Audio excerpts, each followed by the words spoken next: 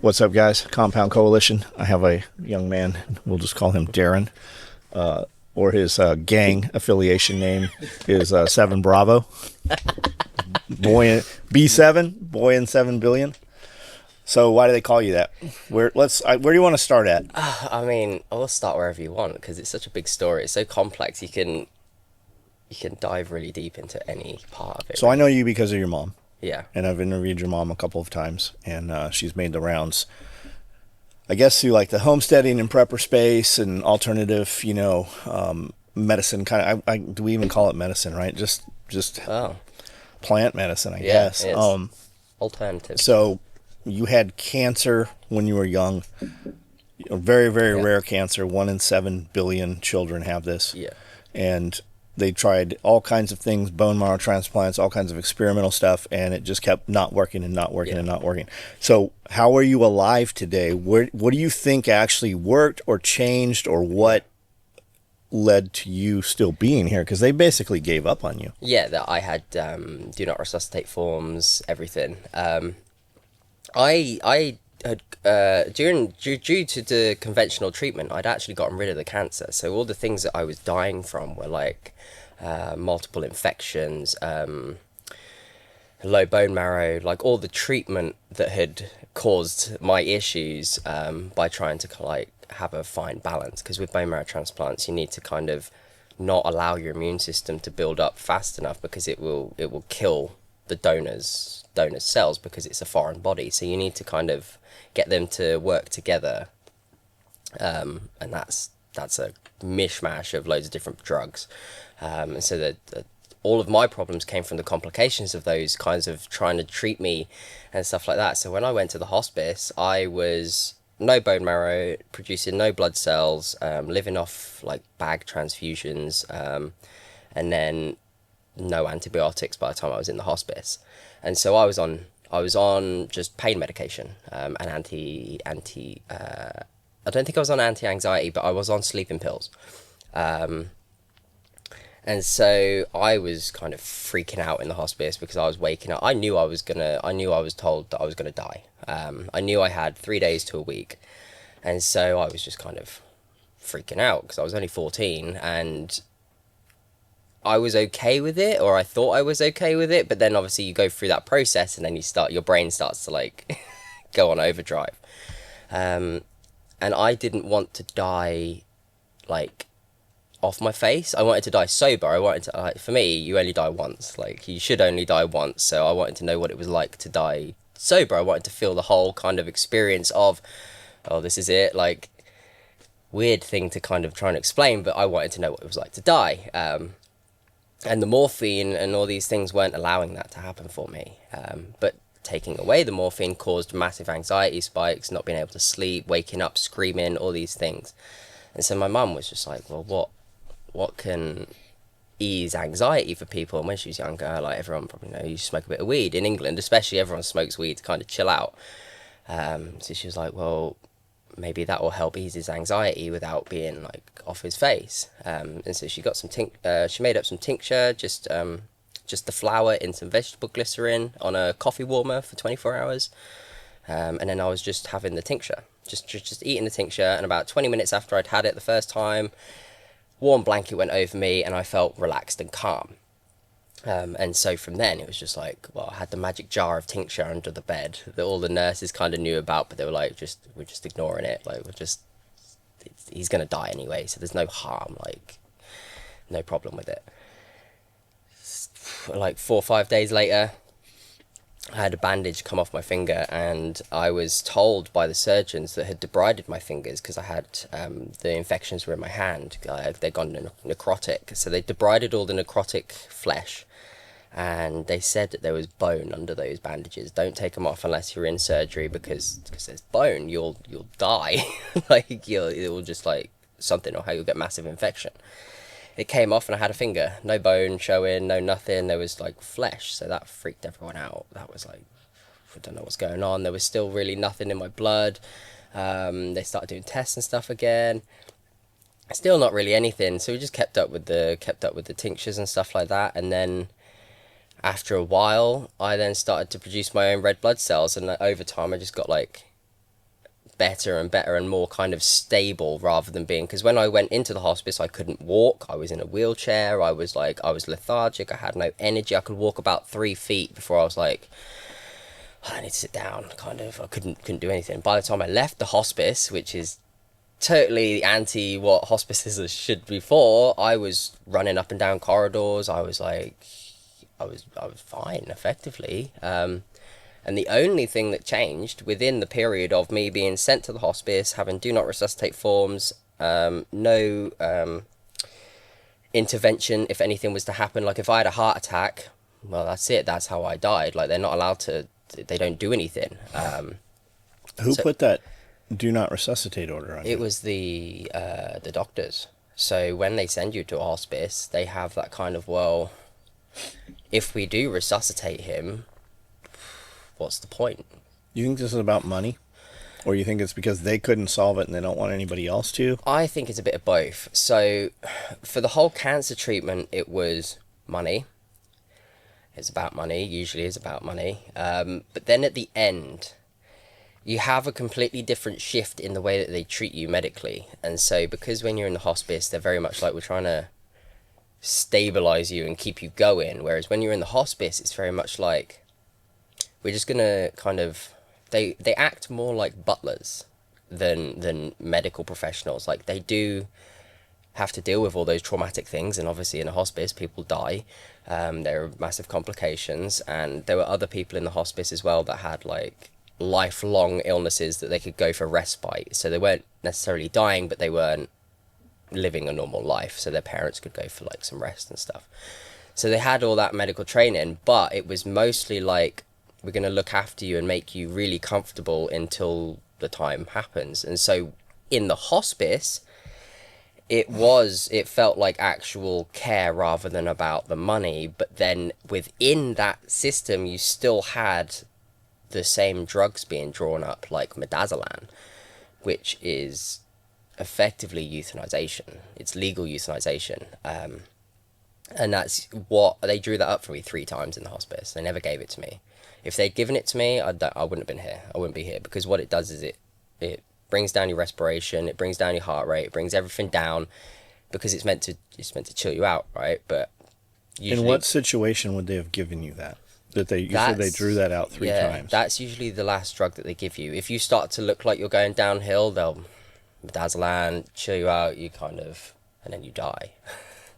But because they draw it up at the time where everyone's looking a bit peaky, they're like, you could go at any moment. When they give it, most people don't think that it's the midazolam that's actually tipped them over the edge, but it usually is. So they drew that up for me 3 times because I had a temperature one night, so they were like, this could be the night, like if this temperature goes, he's got no immune system. A temperature is a sign of an infection, so if he's got an infection, if this infection is taken over his body. What kept them from giving it to you? I don't know, actually. Your mom just threw a big enough fit? I think mum. I'm not sure, because it was always kind of like, for instance, with this temperature, I was in bed at the night, kind of really ill, warm, getting a temperature. It was like 38.2 or something. So they were kind of, well, we might draw it up for him. Mum was like, just wait a bit. And in the morning, I was up, bouncing around. I was playing in a ball pit. So if they'd given that to me that night, that could have been the thing that like kind of kicked everything over. But because they didn't give it to me, I was able to kind of, I don't know how, but the temperature went away, and then I was playing again. I wonder how many people, obviously not all of them, but I mean, I wonder how many people die just because they simply give up. Oh yeah, 100%. I mean, You know? I've seen people in hospital where, like, I mean, it's stressful. Of course it's stressful. I understand when people kind of break down, they can't function anymore, but I've seen people that have immediately, as soon as they get diagnosed, it's like, well, that's it. Oh, I'm going to die, all this kind of stuff. They don't try and eat. They don't try and do anything. Like, I had people whose kids would just, like, want to eat Mars bars and Snickers, and that's all they'd eat. They wouldn't eat anything else. They would refuse to eat anything but pizza and things like that. And I'm like... That all feeds cancer. Yeah, of course it does. It's even if it wasn't, like, known to be a link or feed any kind of cancer cells, you don't really... Everyone knows you shouldn't be eating pizza and McDonald's and Burger King and chocolate bars and stuff when you're trying to be healthy. Like, you don't eat that when you've got a cold. You eat soup and warm things. Like, you eat things that, like, replenish your body. You don't eat sugars and fast sugars especially. But when you're a cancer patient, that's all they throw at you. But yeah, these people would come in, they just kind of go along with the standard kind of treatment and the kind of listening to everyone and not doing their own research, not trying to find out anything that's going on with them. They're just blindly going along with it all, and they would be the worst.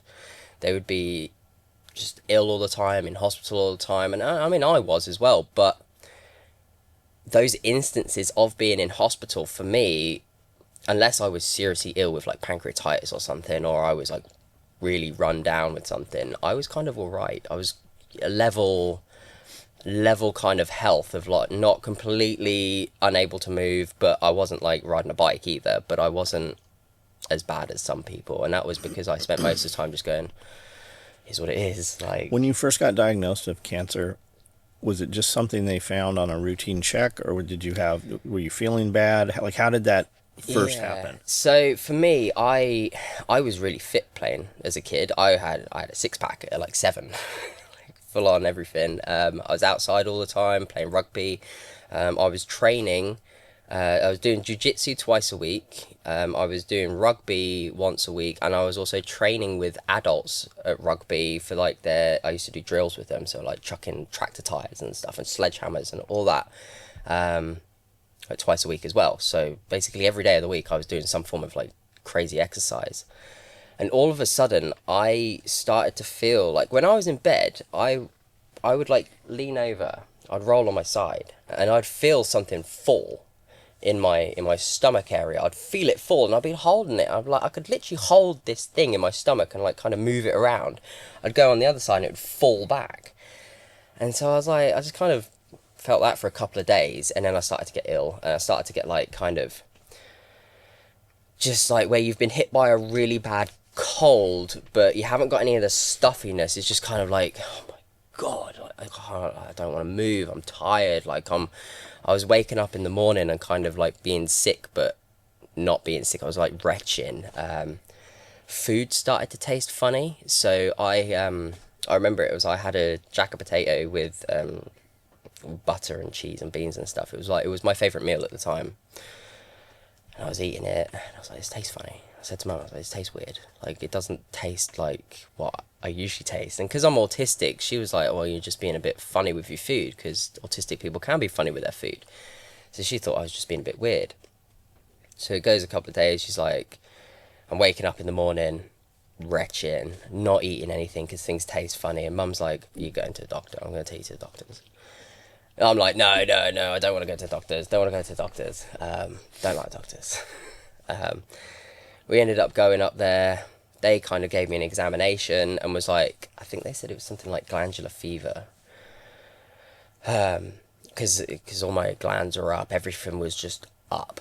And I look back now and I look at pictures and I was a ghost. I remember we went horseback riding like a couple of days before I got diagnosed, and I just felt horrible the whole time. I felt like I was like in this horrible fog, like going to be sick every 2 minutes. Like, it was horrible.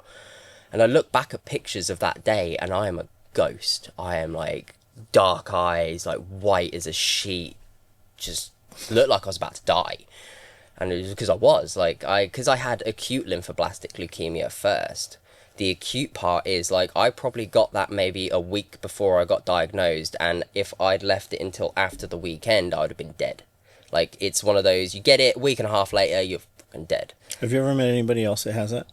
Yeah, because that's actually kind of a standard childhood cancer is leukemia. I mean, when most people get leukemia as an adult, they know that's kind of I don't want to say it's a death sentence, but it's a lot scarier to get it as an adult because it's more prevalent in children, and children's systems are able to kind of function more with leukemia than adult ones are. I'm not sure why, but... Is there any understanding what causes that? I mean, no certainty thing, but there's lots of things that do cause cancers. But leukemia in itself, I'm not sure of. It's a blood cancer. So for me, it was my spleen. This was the thing that was falling. It was my spleen. And it was just overproducing white blood cells. That's what it was. It was just my spleen it sits under your left rib.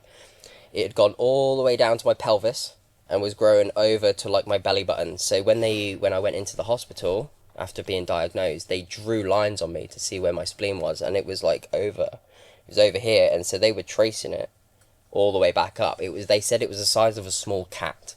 And I was 10, so I had a small cat in my abdomen, and that was the size of my spleen. And as far as I know, I'm unsure as to what would have caused that, but I have ideas because I used to eat all sorts of shit. Like, I used to go to my nan's every weekend, and I would eat like microwave fries and like microwave popcorn with loads of like toffee caramel sauce on it, and like just stuff my face. And in the morning I'd wake up and eat a tin of biscuits, like the custard creams. I'd eat a ton of big tub like this of custard creams, and in the morning my nan would have filled it back up again. So I'm like, well, I'm just an unregulated kid being allowed to just get up in the morning, sit on the sofa and eat whatever I wanted. I'm going for the biscuit tin. I just sit there and eat the biscuits. And for me now, what I know, I'm like, definitely added to it. Is there any inheritance to it? Possibly. I can't have kids now anyway, but I would choose to not have kids because of the predisposition for anything like that. Because in my family history, there's, as far as I know, there's not any cancers or anything like that. There is Alzheimer's and stuff, but there's no... I'm the first one that's had anything major, so I would be, if anything, I would be the one to pass anything down, rather than me getting it from anyone. I got my autism and Tourette's and ADHD from my grandparents and stuff, but not the leukemia and the Langerhans cell sarcoma. That's me. How do you diagnose autism? I remember going to have a test. So I went to the psychologist, and we were sat in this little room, and they gave me a test, just a written test, and I think I had like a verbal, and they just watched me kind of play and things like that, because I got diagnosed when I was about 7. And yeah, I remember doing this test, filling out this test, and like playing with some toys and stuff like that. And I used to be very much like, when you watch a kid play, it's usually the first sign that you can tell that they're going to be neurodivergent or not. Because for me, whenever I had a toy car, and like you have the mats on the floor with the roads and stuff like the roundabouts and that in England, I would drive the car like a normal car. I'd be like, all right, we go there, we turn. I'd have a parking garage, and I'd go up into the thing and put it in a parking space, and I'm like, oh, that's it, that's me done playing. That's me done. Whereas my brother, when he was born, he had a car and the same thing, and he would fly the car around. The car would be like spinning in circles, and like, as a kid would play, like just imagining things. I didn't really have an imagination. Mine was like, well, this is a car. A car drives down the road. A car parks in a car park. This is what a car does. I couldn't... Maybe you're just more mature than your brother. Well, that's the thing. It's usually, that's what comes along with it, it's, to me, it's like a false maturity, because I've always felt like an adult since I was about 3. Since I first had my first memories, I've always put myself as an adult in those memories. Even though I would have been 3, my mental state has been, well, I understand everything that's going on. I know what's going on. I know why, I know what. And to me, other kids never understood that. They were just kind of living around like that, whatever. I've been conscious since like my first memories of like 2, 3. Been aware the whole time. It's not been like, oh, suddenly became, because there's always the jokes on the internet and stuff of, oh, you suddenly become conscious in like kindergarten when you're like 6 playing with blocks, going, oh my god, like, oh, and you start to freak out. I had that at like 3. And so way earlier than most people.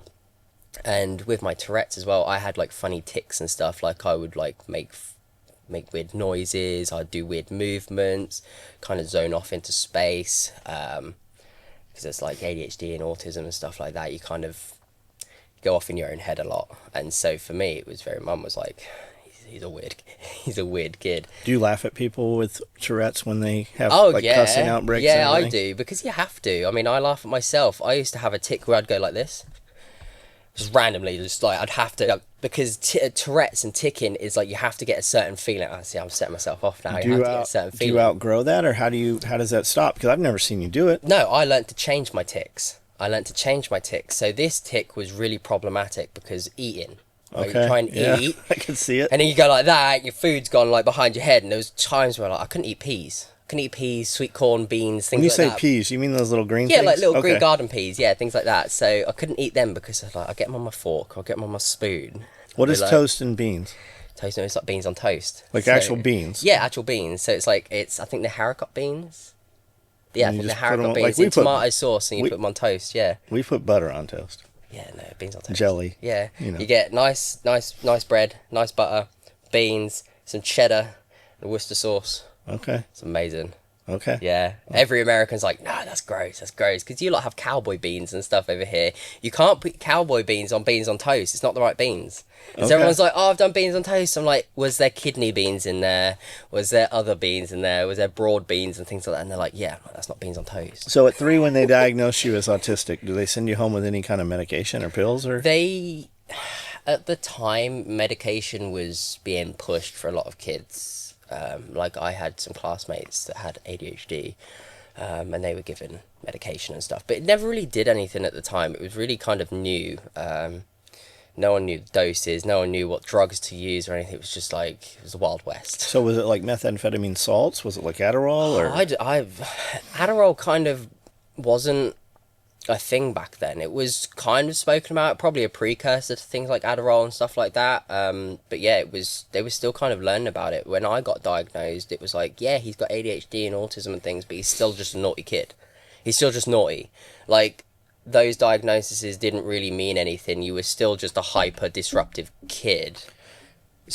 Did you in guys society. Did you guys have outside time like recess? Yeah, we did. But that never really worked for me. Like ADHD was my most difficult one but I never realized it. I've only realized it as I've gotten older, and that's time dilation, time blindness, executive dysfunction. Explain those things to me.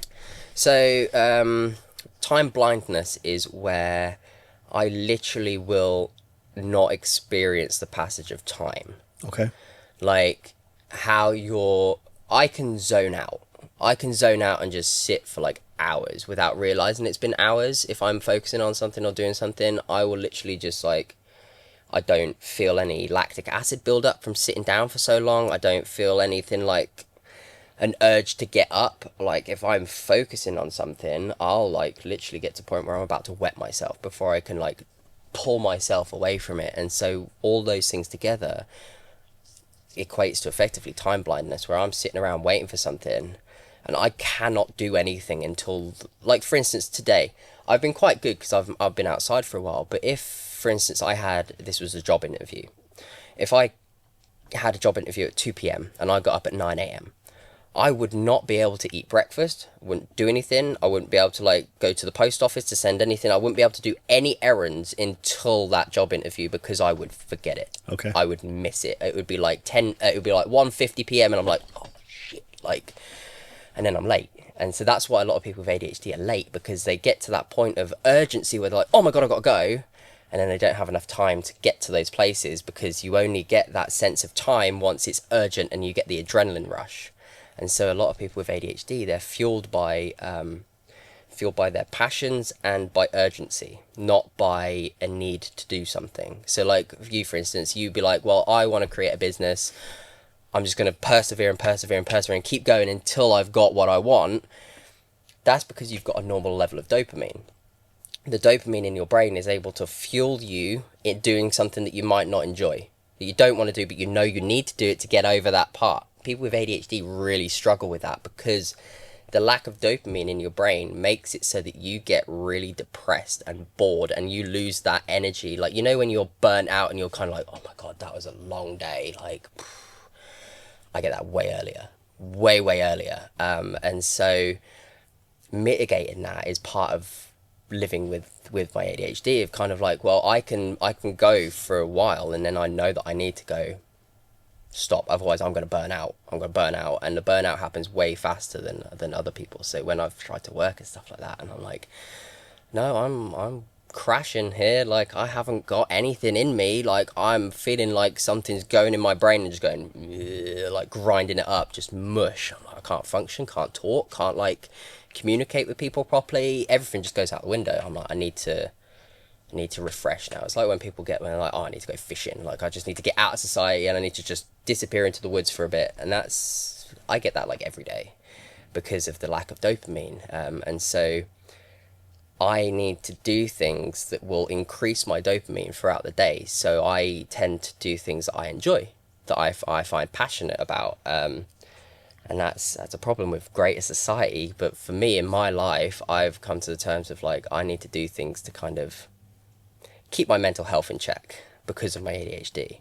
And so it's difficult for a lot of people to understand, is that, especially when I was a kid and going into school and that, it's like, well, I hate English. I don't like writing. I don't like analysing books and things like that. I like science and maths, things like that. Very set answers. And so for English, I just wouldn't do it. I'd do it and then just be like, no, it's not worth it. I don't enjoy this, so I'm just not going to do it. It was a massive thing when I was going through school of like teachers saying, he's really good, but like when he just doesn't want to do something, he won't do it. And it's just like, well, I think everyone should be like that though. If you don't want to do something and it's like it's not urgent to do it, you shouldn't do it. You should do it when you want to do it. Did you pass high school? Oh yeah. Yeah. Yeah. I left in. So I don't know how your years work over here, but in England we've got year 7 to year 11, and that's about 11, 12 to 15, 16. And so I went in for year 7, 11, 12, and then I got diagnosed with my secondary one at 12 and a half. And so I literally did a week of year 8 and then went back into hospital. And then I managed to do all the crazy stuff in hospital, all of that, the hospice, everything. And then I came back for year 11. So I came back at 15. I looked like a year 7. Like teachers were like telling me like, why are you out in the corridor and stuff? I'm like, I've got free period. Like I'm 15. I can do this. And they're like, no, get back in class. And like try and take me to like year 7 classrooms and stuff. So your last year of school of education, mandatory education, your last year, how old are you in England when you do that? So before my year, it was 16, but I was the first year that they changed the rules in which you had to be in full-time education or a job until you're 18. Okay. Or college, something like that. Yeah, so I left school at 16 and went, I'm done. Done. I got my GCSEs. I went back and I think I got like 13 GCSEs after doing like a year's worth of work. So I was still incredibly good at schooling and stuff. So I managed to get all my GCSEs, walk out of it. But I was like, I'm done. I'm burnt. I'm not. After everything that had happened to me, I was like, I'm not doing college. I'm not going to uni. I'm not doing that. I just want to chill. I just want to like recover. Because up until that point, it'd been go from the age of 10. Like from the age of 10, I'd just been in hospital, out of hospital, hospice, different countries. Just I needed to relax. But my headmaster ended up sending me an email, or my mum an email after like 3 or 4 months of this being like trying to skive. And he was like, the law kind of like is coming after me because they're like, where's this kid gone from your school? And this is after you have it's still alive. Yeah. And yeah, so I ended up having to do like a catering course and stuff like that. So I just did a catering course and then I was done. So I actually managed to finish school by 17. Okay. Just a few weeks before I was 18, and then I was done. Have you ever used any of that education currently in your life? Do you think it benefited you? Not really, no. A lot of my things like maths and science and my ability to understand things, yeah, but that didn't necessarily come from schooling. That come from within, and the ability to understand what I was being taught and interpret in certain ways. Because obviously, there's been kids that I've gone to school who had the same exact education, but they're not anywhere near as open-minded, intellectual, kind of philosophical, scientific, anything like that. That's like an inherent within me kind of thing. So the information that they gave me, yes and no, but I've been able to use it in ways that they haven't taught me. Aren't autistic people supposed to be super smart? On some sides of the spectrum, yeah. And so I'm more classed as Aspergic. Okay. So Asperger's. That's not really a classification anymore because they've turned it into a spectrum, the autistic spectrum, and a lot of people who are autistic like me don't like that. I don't like the autistic spectrum because I'm now roped into the same people that need to be in wheelchairs and dribble, and I throw stuff at people if they come into their room. I'm not like that. I can function in society, I just need a little extra help, and I'm a bit weird. That's about it. I'm a bit weird. I don't pick up on social cues sometimes. So I might overstay my welcome, or I'll like say something that makes people uncomfortable because I just haven't understood that that would make them uncomfortable. I just do that on purpose. Oh yeah, I've learned to just kind of not be bothered by it because it's just gonna happen anyway. Let me just tell you the truth. Maybe you'll leave. Exactly. Like I 100% will tell the truth for everything, and that's an inherent core value to me, is telling the truth with everything, and that has been fueled by my autism. How old are you now? 25. 25. Yeah, 26 in December. What pays your bills? UK government. Okay.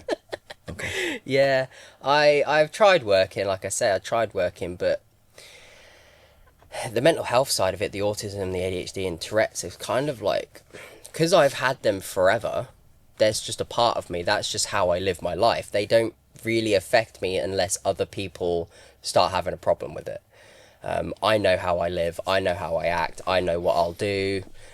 I don't harm anyone. I'm just a bit odd. And so all the problems I have are from other people not being able to understand that. Whereas working is a physical healthcare problem for me. So all my radiotherapy, my steroids, my opiate use, all these things have taken a toll on my body. Like Opiate use in the past, or just still while today? treatment, yeah, not today, no. Just while I was going through treatment, like I was on morphine, like max doses of morphine for months. Cyclazine, which I'm not even sure if that's a morphine. I think that's actually a Valoid. So it's derivative of Valium. And so I've been on all these things. I've been on anti-seizure medication that turned me into zombie. It turned me into a zombie for weeks because obviously it had to subdue all the chemical and the electrical signals in my brain because I'd had seizures. So that just turned me into a zombie, and that leaches things from your bones. And so I've got osteoporosis in effectively every bone in my body. I'm at like a -3, and it goes up to +5. Healthy bodies, healthy bones are +3 to +4.5, +5 if you're like an athlete, building your bones and stuff like that. And I'm at -3. Do you guys have? You obviously have social media. Do you are you able to monetize your social media? Can you make money from YouTube and stuff like that? To a degree, but I am not tech savvy. I like being in the woods. I like doing things like that. So if I was able to film something like that, maybe. But it's not really anything I've thought about going into because, like I say, the last 10, 11 years, I've just been recovering. I'm at the point now where I don't want to give anything to society. I don't want to waste myself into just crippled but trying to like build something for other people. I want to put all my energy that I have now into things for myself, and a means to do that I haven't found yet. But it's very much a mental health thing of like it really cemented itself after I had my last job. I told this guy that I was ill. I told him all my medical history. I told him the extent of what I can do functionally, my body, my everything. He was like, yeah, that's fine. Like, he understood. He was like, we're fine. I've got an autistic daughter, so like I understand that part of it and all these other things. And it was great until I started to get run down. Like I told him, and I was like, look, I need a day, because this was market work. So it was only 3 days a week as well. It was only 3 days a week, but it was 12-hour, 13-hour days every day for the 3 days. And for a couple of weeks, I was able to do it. I have that energy to like, okay, I can do this. After about a month, I got ill. I get worn down. I get ill, and so I'm like, okay, I need a day off. Like, I need to recover. He's like, yeah, that's fine. And then it just keeps happening. Once I get ill that first time, and I still have to keep going to work, I never have that energy to be able to recover. And so once I get ill first, I will continuously get ill. And so after that first time, I had 2 months of being absolutely fine, got ill. That next next lot, because I lasted 6 months, so the next 4 months was me every couple of weeks being like, I need a day off. I'm Is ill. I can't. What is market work? So like a farmer's market, things like Okay, that. like So grocery just store, yeah, okay. yeah, but like outside on the street. Yeah. Yeah, things Okay. like that. So I'd have to set up marquees. I was the one that was taking out all the produce out of the vans and stuff, like Yeah. tons Physical. worth of moving stuff every day. Because I was the oldest guy there. So I was just like, well, you could do the carrying. Is I there can't do the anything? carrying. Is there anything you can't do for lack of money? Like something you wish you could do that you can't? Grow cannabis. Okay. And now in the UK, that is literally a money problem because you can grow it, you just need a license from the Home Office. Yeah, I think that's how it is here too. So it's like, well, you can grow weed, but it has You to be you the can grow government it weed. because you paid the money, but you can't grow it because you didn't pay the Yeah, money. you're not friends with the government. Yeah, So yeah. yeah, and that's my passion now. Is like, I love growing weed. I love gardening. I love cooking. I love plants. I love all these things. I'm just not allowed to do it. I'm not Right. allowed to do what I find passionate about, what I'm passionate about, and I'm actually very good at. I have grown cannabis. I haven't done it in a couple of years, but I have grown it, and I grew it for years, and I was very, very good at it. It helps my medication. It helps me in just my daily life. Like it's worth me growing it because of how much I use. Will the government allow you to use it? Like, are other people over there allowed to use it? If you have a prescription, yeah. So again, it's like I've got a prescription, but it's very much like paying a protection racket. It's like if you don't have this prescription, you're not allowed to use it. You're breaking pharmaceutical laws. You're basically pretending to be a doctor, a pharmacist. Like it's way more illegal now than it used to be before it was prescribed. Because before it was prescribed, it was just like class 2 or class B, unscheduled drug. Like you're not allowed to have it. Now you've basically robbed a pharmacy. That's way worse. That's way worse. You're taking from a medical field. Like you're now stealing morphine. Yeah. It's a different kettle of fish. Completely different crime. It's a lot more kind of risky. But I don't care. I know I've done it since 2014. I've done it since before it was legal anyway. So that's not really any change for me. It's just other people where they're like they now have a lot more access to it. Like you have a lot more normal people that weren't involved in cannabis, had no idea about cannabis or thought about the whole reefer madness. They didn't like it was just bleh, gross drug. Now they're able to access it, which in itself is good, but they're not able to access what they should be able to access, which is bad because they get like same over here, high THC, no CBD, no entourage effect, grown with chemicals, like mass produced. It's not good. So Do you think more people, now that it's legal, do you think more people use it or less people? the demographic changed, but I think more people use it. So it's very much the same with what happened over here. In England, you've got obviously teenagers, young adults that will smoke it and think it's cool. They're the only way. That's the only reason why they do it, because they think it's cool. The same as why they do underage drinking, because it's cool. It's what cool people do. They stopped. And you see that over here as well. That underage use and people using it just because they think it's cool, that completely stopped, because now you've got the granny smoking a joint, or you've got the granny having a vape, and you're like, well, that's not cool anymore. If a granny's using it, granddad's using it, like that becomes like foot salve. Then you're like, oh no, I won't use that now. And so it's opened it up to being a lot more people that understand about cannabis, want cannabis, and will find a medicinal benefit from cannabis that are taking it, which is the good part. But now, especially in the UK, it's a monopoly. Like these people will never be able to understand the value of being able to grow your own plant, have your own medication, choose your own strains, have the stress reduction from actually growing a plant.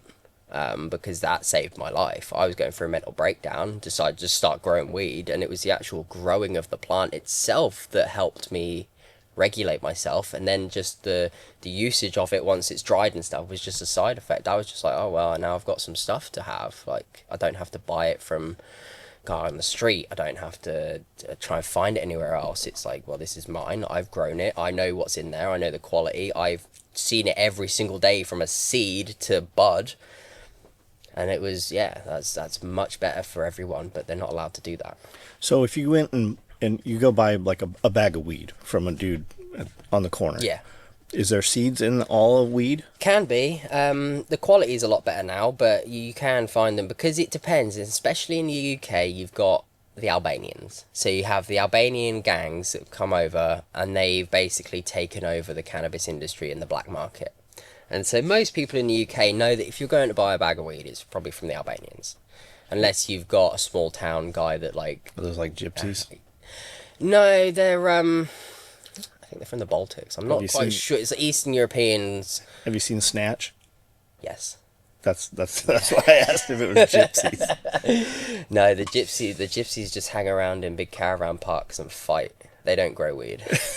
The best movie, man. Yeah. Okay, so how do you get proper seed? If a man was looking for proper seed, how do you know you have good seed versus not good seed? So this is another funny thing as well. In the UK, seeds are actually a souvenir. So you can buy from massive companies like Barney's Farm or Jungle Boys, someone like that. You can buy their seeds in the UK, but as soon as they touch water, they're illegal. So As it's soon as not you- illegal to purchase. So you can get you from somebody has a reputation. You can get a reputable. Yeah. So I know a guy in Spain that has been breeding and making seeds since like the early 90s. He's still got a 15-year-old plant that he mothered. It's like a sourdough starter. Effectively, yeah, because those genetics from the 90s and early 2000s are incredible. And That's that what plant all the will ones now are. continually pass that same exact Yeah, genetics it's the exact same plant. unless it's got pollinated from some other plant. Yeah, exactly. So when you mother a cannabis plant, cannabis is the most abused plant on the planet. Most plants have a male and a female. That's how the males produce the pollen, the females produce the bud sites that can take that pollen and make seeds. Cannabis, we like the female. So buds are actually just the ovaries of the cannabis plant that you stress out and make really horny effectively, so it produces THC and cannabinoids. That's the point of it. Okay. And so it's really stressed out. And a lot of people, with a mother, if you're going to breed, what you can do is you can keep it in a vegetative state by light timings. And so if you're in a 16-8 light period, so 16 hours of light, 8 hours of darkness, that effectively stimulates the early growth part. So that's like springtime where you've got lots of light, not a lot of darkness, and it goes into summer where it's like right overhead. Summer is usually 12-12. That's why flowers start to come out, because 12 hours of light, 12 hours of darkness kicks on the genetics within plants to produce flowers, to start breeding. And so you can control this when you're growing cannabis with your light spectrum. So if you keep a plant under 16-8, it will just never flower. It will always just be in its bushy, stringy, vegetative state where you can just go and take cuttings. So we're cloning. Cloning. Exactly. Cloning. Yeah. So we can just take a cutting and we can root that. Do you use Yeah. root hormone or does it matter? Yeah, you can use like aloe vera. Aloe vera is very good at a root. Really? Yeah. Does that root work for other stimulants. plants also? Yeah. It's aloe vera is incredible for root stimulation. Yeah.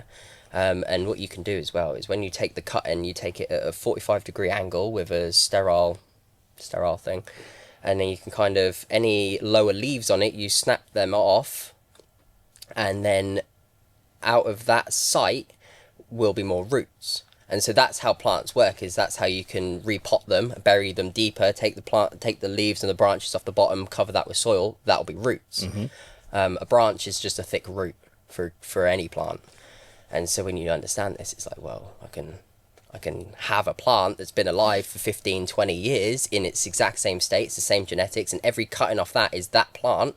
I can then veg and then flower that plant for as long as that plant's alive. And so when you're breeding, what you can do is you can take those cuttings, and then if that has good genetics in it, where you go, well, I'm going to keep this plant, and anything else that I want to kind of go in, I know that the genetics from this that I like, it might produce big buds, it might produce a lot of terpenes to smell nice, it might have some characteristic that you want to keep and put into other plants, and so you keep that, and then you can tailor other ones to look more like this one. Are terpene? You want terpenes, or do you Yes, not? You do. you want terpenes. Yeah, terpenes are... So with cannabis, I describe it as THC is kind of the fuel. Like if you imagined it as a car, THC is the fuel, CBD is the comfort of the ride, and the terpenes are the direction and the destination. So the terpenes are usually what will give you the certain effect.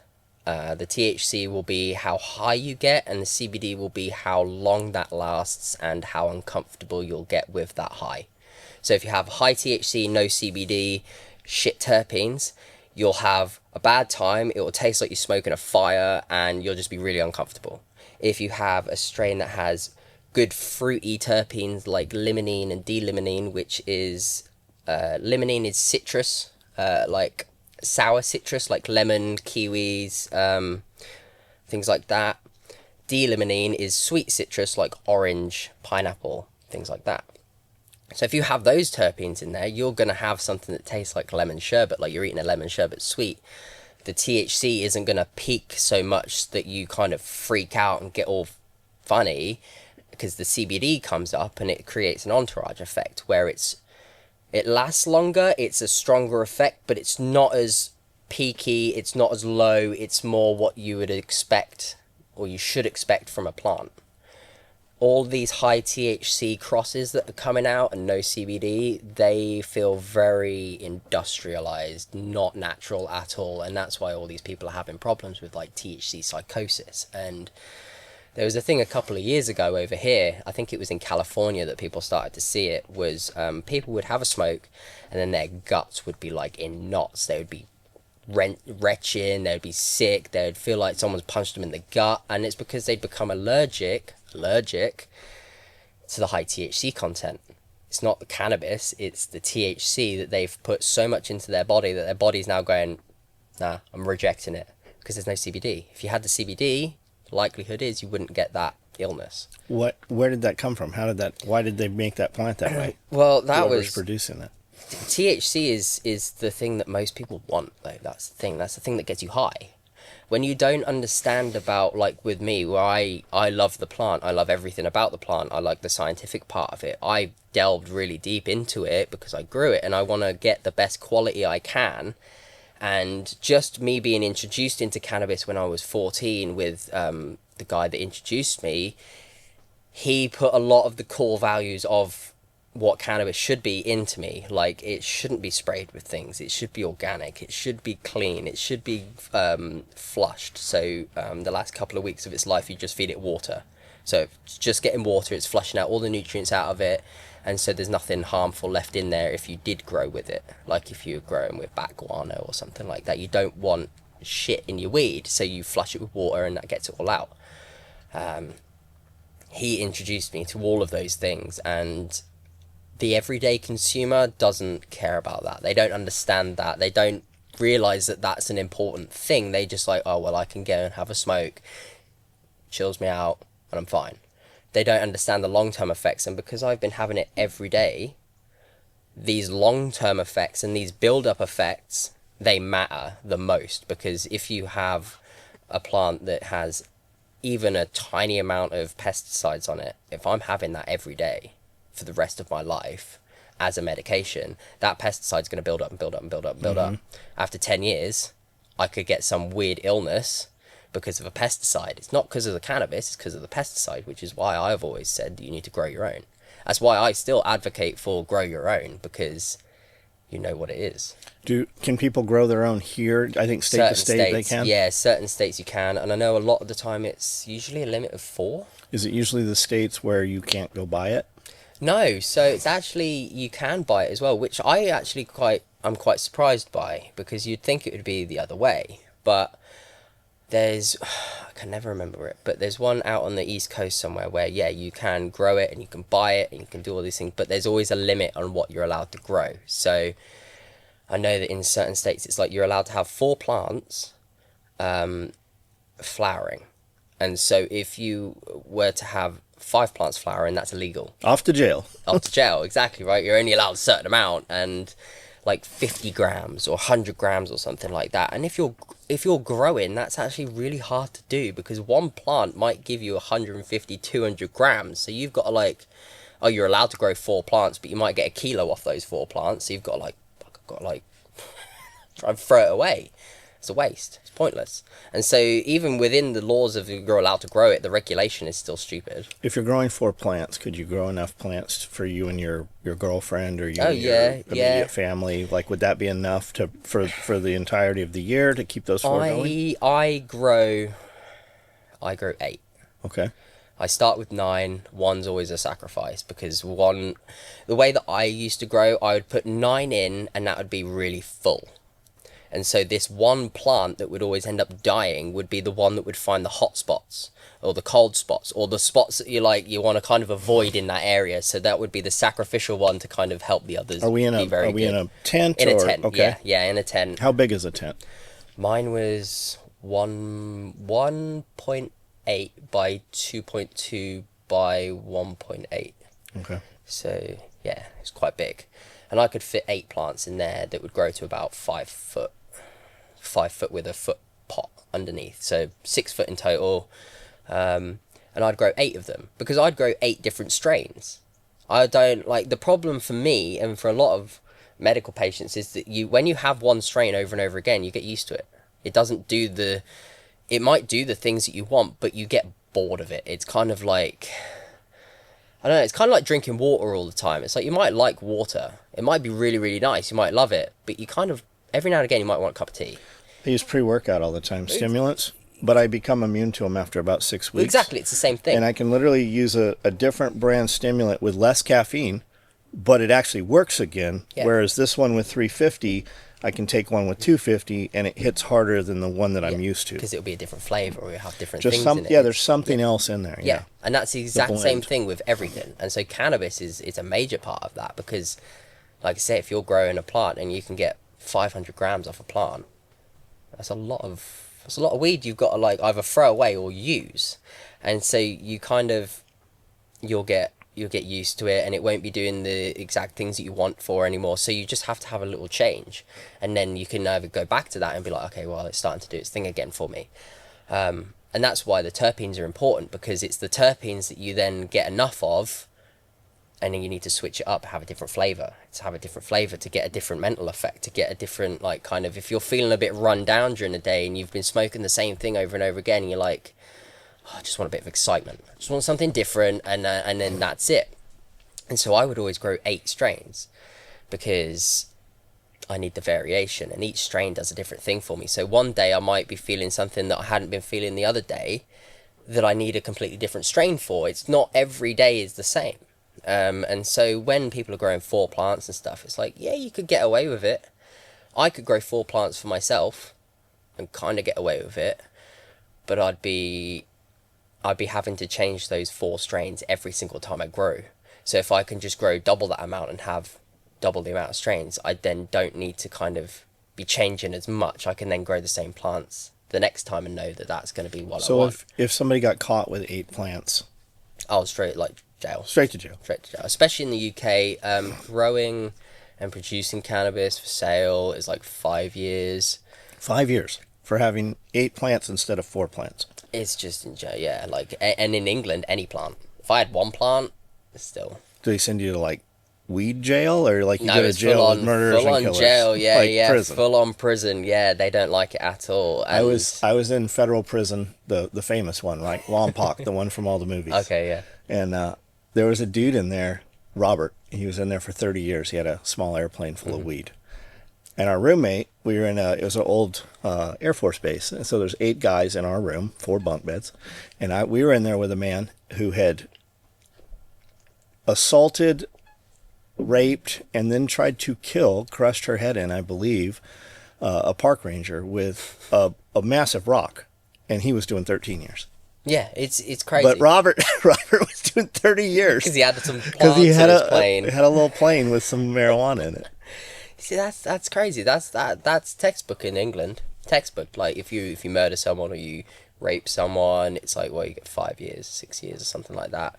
Same as if you grow a plant. If I was to make oil, which I have done, because that's what I take. Is that like RSO? Yeah, but Okay. it's The real word is FICO, so it's full extract cannabis oil. Okay. RSO is Rick Simpson oil. Which has THC. Yes. Whereas the It's other usually typically does 60%. not have THC. Well, Rick Simpson oil is it's his kind of recipe. So it's the same kind of the same end product, but he used naphtha, which you don't want to be taken into your body at all. You like we now use Everclear. If you're going to be dirty about it, ISO. Isopropyl alcohol. Yeah. If you're going to be dirty about it, that's about it. But again, most like herbs and spices that you get off the shelf are extracted with isopropyl alcohol, things like CO2 extraction, all these kinds of things. I think most herbs and spices you get from the Butane. grocery store are full of poison. Yeah, exactly. And that's the thing. That's what they. I mean, they're not the best grown, are they? They still all come from a plant. So it's like if they're not being grown the best, of pesticides. All I these mean, how things, do when we you really know produce what's in even? Do we know there's even what they say is in there? Exactly. In It could just be some chemical spice powder or something Yeah. saying it's cayenne pepper. I mean, but look you how don't many know. heavy metals have shown up over the last few years in pesticides Yeah, and stuff. I'm to the point where microplastics. if you go to the grocery store, we're just poisoning ourselves less. Like we're definitely Yeah. it's poison. Yeah.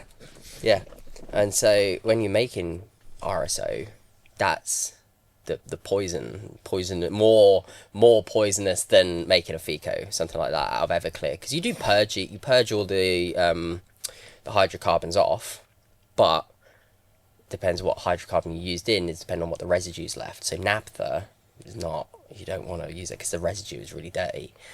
I think if people use butane, that's still a bit dirty, even though you Sounds like making crack. but that'll give you 14 years. 14 years. 14, because you've then taken the product and you've processed it into something else. It's more like instead of concentrated. just having a cocoa leaf, you've made cocaine. It's like, yeah, very different. So hemp was legal here, right? Weed was illegal, but hemp was legal. And I have a friend, you might even know him, that had a pretty good size hemp grow. He had a license to grow hemp, and they bought a dehydrator. It was the first one in the United States, came in from Canada. It was like $900,000. And there's a building just 20 minutes from here that still has that, and he's got, I don't know what all the stuff is. He says there's a bucking and there's nipping, I don't know, but trimming. He has Yeah. all the trimming stuff and the bucking stuff and the dehydrator's there. It's an Yeah. old grocery store, and he can do 15 pounds at a time. And I know that he was producing 5-gallon buckets of terpenes, and he's like, we don't use this stuff. No. He was selling it to people that were doing like makeup and stuff like that out of it. Yeah. And then they get all these guys put a ton of money into hemp, and you had all these farmers that were producing hemp, and then the market just like turned upside down. So they were all of a sudden everybody lost all this money just a few years ago. So this thing's just sitting completely unused. But I know some of the terms you're saying just from talking to him. But he was producing like the hemp. So anyways, not him, but you had all these, what do they call all the places you can buy weed around here? Oh, like dispensaries. Dispensaries. Stuff, yeah. So they had all these places that were selling CBD and different types of hemp product. So you could buy this hemp flower, and then you had to bake it in your oven.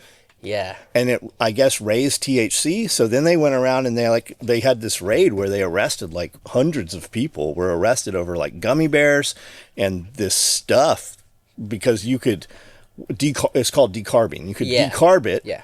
And then you could try to make this oil out of Yeah. it, right? So that you could get a higher concentration. Yeah. I actually have some oil that I've been taking maybe 2 years now. Mm-hmm.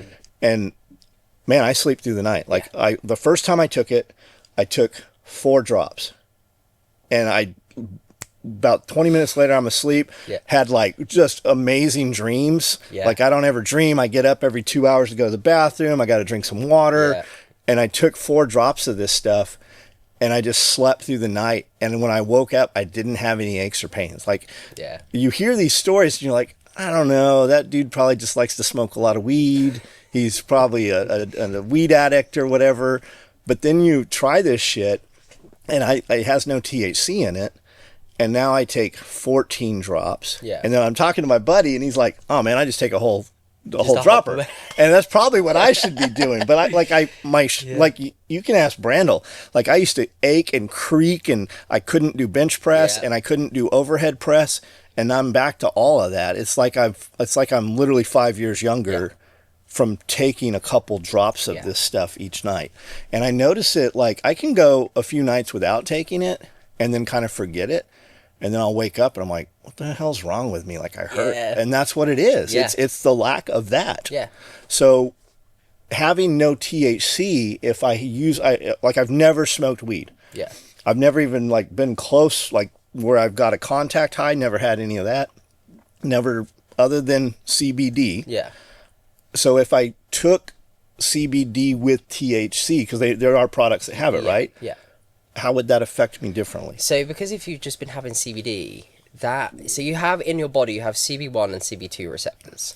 Cannabinoid receptors, yeah. So that's literally how cannabis can affect people. If you didn't have those receptors, you wouldn't be able to feel cannabis. You'd smoke it, you'd just be like, oh, that's gross, and it would leave your system. Which is why people believe we are actually meant to. We were actually use meant those. to, yeah. We have an endocannabinoid system, which is an endogenous cannabinoid system within our bodies. So, you know, runner's high? Yes. That's cannabis. That's not endorphins, that's endocannabinoids. So your body is then producing THC for you to like have pain medication while you're running.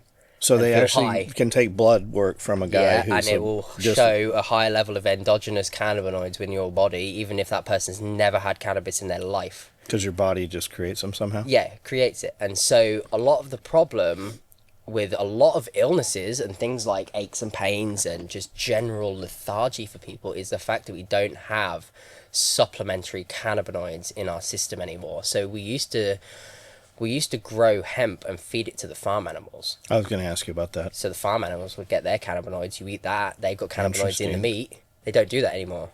And so we just lose all the cannabinoids that we used to be eating to supplement the cannabinoid system within our body, which creates homeostasis, which is regulation of the entire system.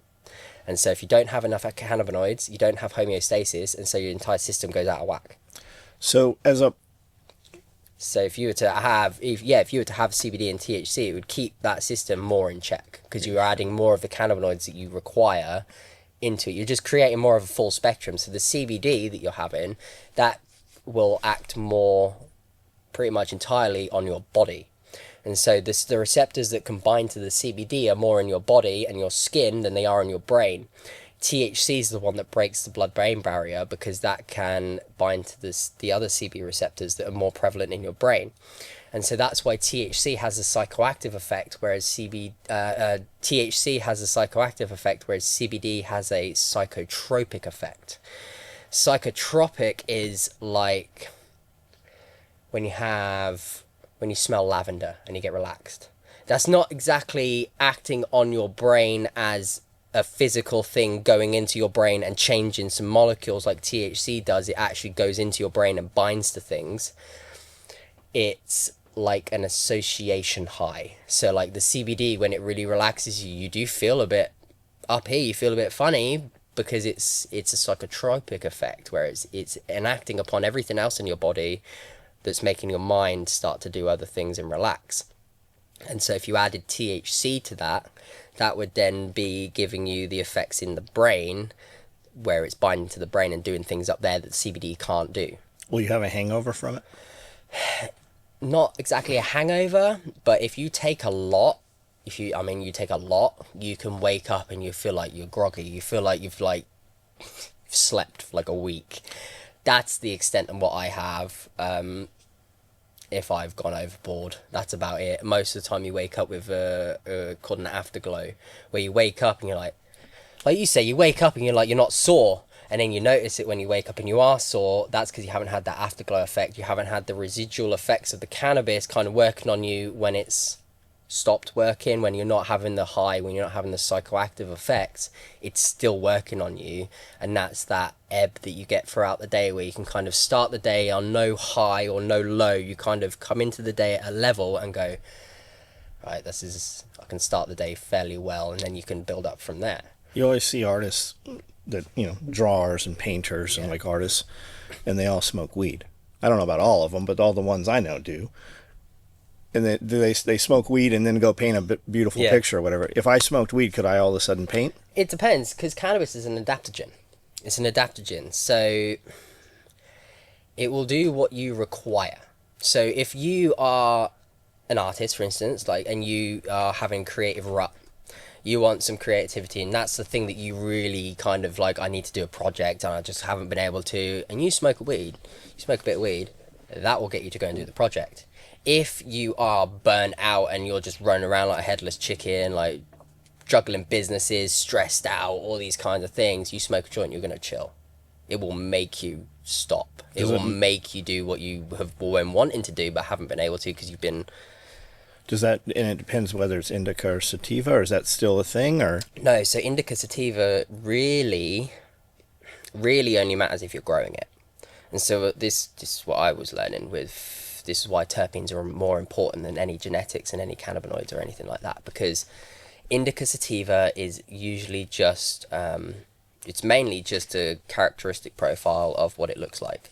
So if you're growing an indica, what that will do is when you put it into flowering, an indica will double in size, so it will double and go out. They usually tend to be more short and stout, like Christmas trees. Okay. That's what they look like, short and stout, little fat bushes.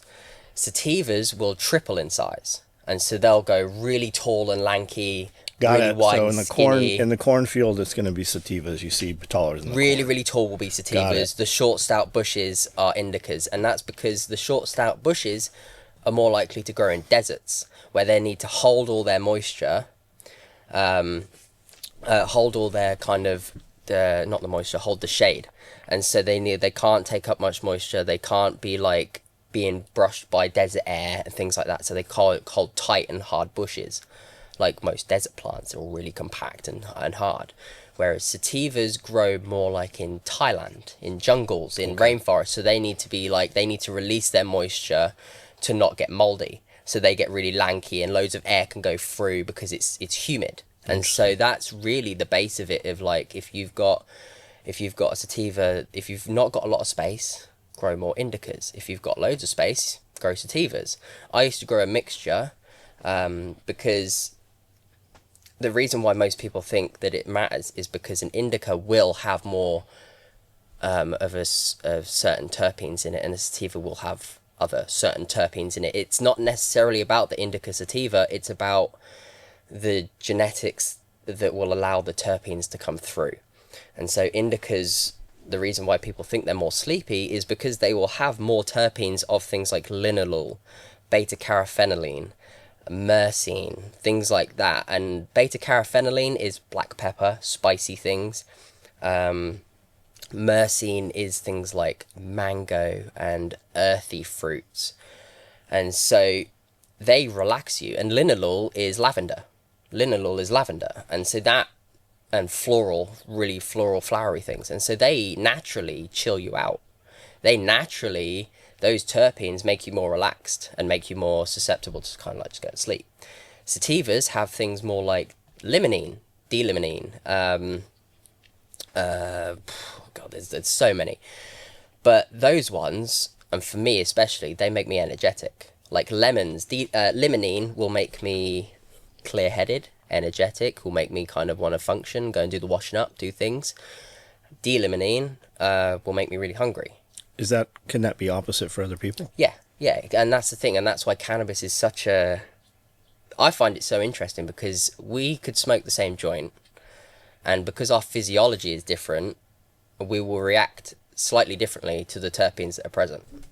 So is there a blood test, or how do you know which one works for each person? Trial and error, really. This is why cannabis is such a personal thing, is because we could smoke the same thing and have different effects. It's very much like, you need to understand your body. When you take this substance into you, you need to be aware of the things that it's doing to you, so that you can make changes to not have that happen to you. So if you understand that you smoke a certain strain and that sends you into anxiety, and you just don't understand why you're having that anxiety, and you continue to smoke it, you're harming yourself. You're not helping yourself out by misunderstanding what you're doing to yourself. And so blood tests won't do anything, because blood tests will just show the levels in your system. For me, I don't know how much that would be, but it'd be quite high, because I've been a daily consumer for 11 years now. It takes like 3 months to get out your blood system anyway, and you're not going to be high for 3 months. And so it's very much of a like, once you decide to take that medication or you smoke that joint or whatever, and this is a thing with everything, I think. If you start to have pharmaceuticals or anything like that, you need to be aware of what those things are doing to you so that you can know if you can have a lower dose, a higher dose, a different drug, anything like that. You need to be aware of the things that are going on in your body, so you're not just like a robot having things happen to you and hoping that they work. So it really is, try it.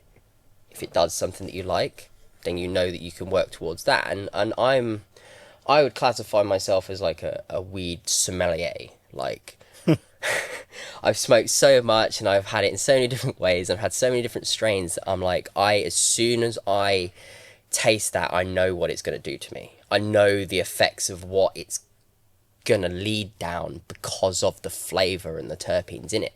And so for me, that was, as soon as I found that out, that was my hyper focus of like, what do the terpenes do? What are terpenes and what do they do? Because they are the most important part of cannabis. And so like, even things in like, because they're solvents.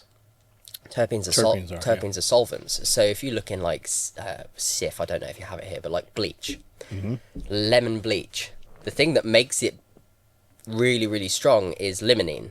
It's limonene that actually strips out like varnish from wood and stuff like that. It's limonene. And pine varnish and stuff, pineal, that's just pure terpenes. Like pine sol, things like that, like the things that you clean floors with, just mostly terpenes. And so if you have too much of them, they can be bad as well.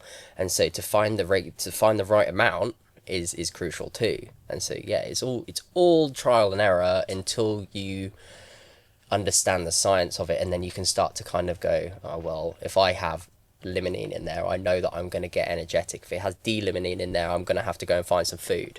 Like, so the things part like that. the part of the plant that you use is only the bud? To smoke and to make most of the medication, yes. You can use the stalks and the leaves for other things. So while I was growing, I would take the leaves, and you can just put them back in the soil as you would normally. Like they break down, compost it. You can make teas out of them for plants as well. So you kind of ferment the leaves and brew them, feed them back to the plants. We use a foliar feed, so we actually take that and concentrate it, and then we spray it on the leaves on a hot day, and it absorbs the whole plant. It's the exact same thing. Do the exact same thing. And if you're taking it from the plant itself, you're making the brew from that plant and then giving it back to that plant. Interesting. Completely self-cycle. Yeah, we'll use compost and then spray it on like our blueberry plants and such. Exactly. But those are usually like animal composts, you know? Yeah, but for me, because I was doing such a small grow, I could take it. I could have a closed loop cycle of it. And the stalks can be used to make string, rope, like all sorts of things. It could be fed to animals. That's where I was going. Will animals eat it? Could I feed it to sheep and goats and rabbits? They'll eat the leaves and they'll eat things like that. And the sticks and stalks and that will probably be better used for things like textiles. Like you can make bags out of it. You can make clothes. I mean, British Empire was built on hemp, rope, and hemp. All of the British Empire at its height, the big sails, the ropes on the ships, all made out of hemp. Interesting. All made out of the fibers of cannabis. So there was massive fields, like cornfields. Yeah, it was, and it was Growth of Victory as well. And so Growth of Victory was the food part, but also with the British Empire, they had their own kind of grow for the empire thing, and farmers had tax subsidies for growing hemp to give to the military, to the empire. Like, people were basically made to grow hemp cannabis, because hemp is just a low THC, low CBD version of cannabis. It's the same plant. It's just a low industrial version of cannabis. And so, like I said, cannabis has been abused. So the cannabis, sativa and indica and stuff that we smoke is so far from the natural cannabis plant that it's because we've tailored it for those things that we want. Like things like, so we do it with other plants as well, like broccoli, Brussels sprouts, mustard, kale, and like something else all come from the same plant. It all comes from like a wild mustard plant. So those are brassicas? Yeah, so they all just like, you can take this one plant and you breed it for its buds, or you breed it for its roots, or you breed it for its stalks or its leaves or whatever, and you can get eventually you get different plants, you get different genetics, but it's all one parent plant. And it's the same with cannabis. You've all got one ruderalis, like cannabis. There's like 3 land strains, and that's it. You got ruderalis.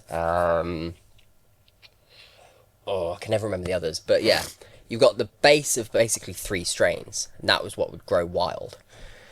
Once we take those, we go, oh, this one's got a good thing, that's now sativa. This one's got a good thing, that's now indica. That's now got certain things. So when you want to produce it for the industry, the industrial stuff, you grow it for thick stalks. That's hemp. Thick stalks. If you smoked hemp flower, you get a headache before you get any high. It's just pure mechanical, like, industry. And then, yeah, obviously the cannabis is the more medical side. So if you're growing cannabis, sativa, and indica, you're going to want to grow for the buds, and the buds are the medicinal part. And so the stalks on those aren't as useful for things like textiles as something like hemp would be, because it's a different genetics. So when we say medical, that's all going to typically be inside grown or hothouse grown, because we don't want open pollination? Well, it varies. So some of the best flour, and still to this day, the best flour I have is outdoor grown. But you can't control it in the way that you would require to get a consistency out of it. That's the issue. So outdoor plants will have an incredible terpene profile. They'll be like, every outdoor flower I've had has been substandard in THC, CBD, quality, bud look, everything. It just looks like shit. You smoke it and it's like taking a breath of fresh air. It's insane. Like, the terpenes are just completely correct.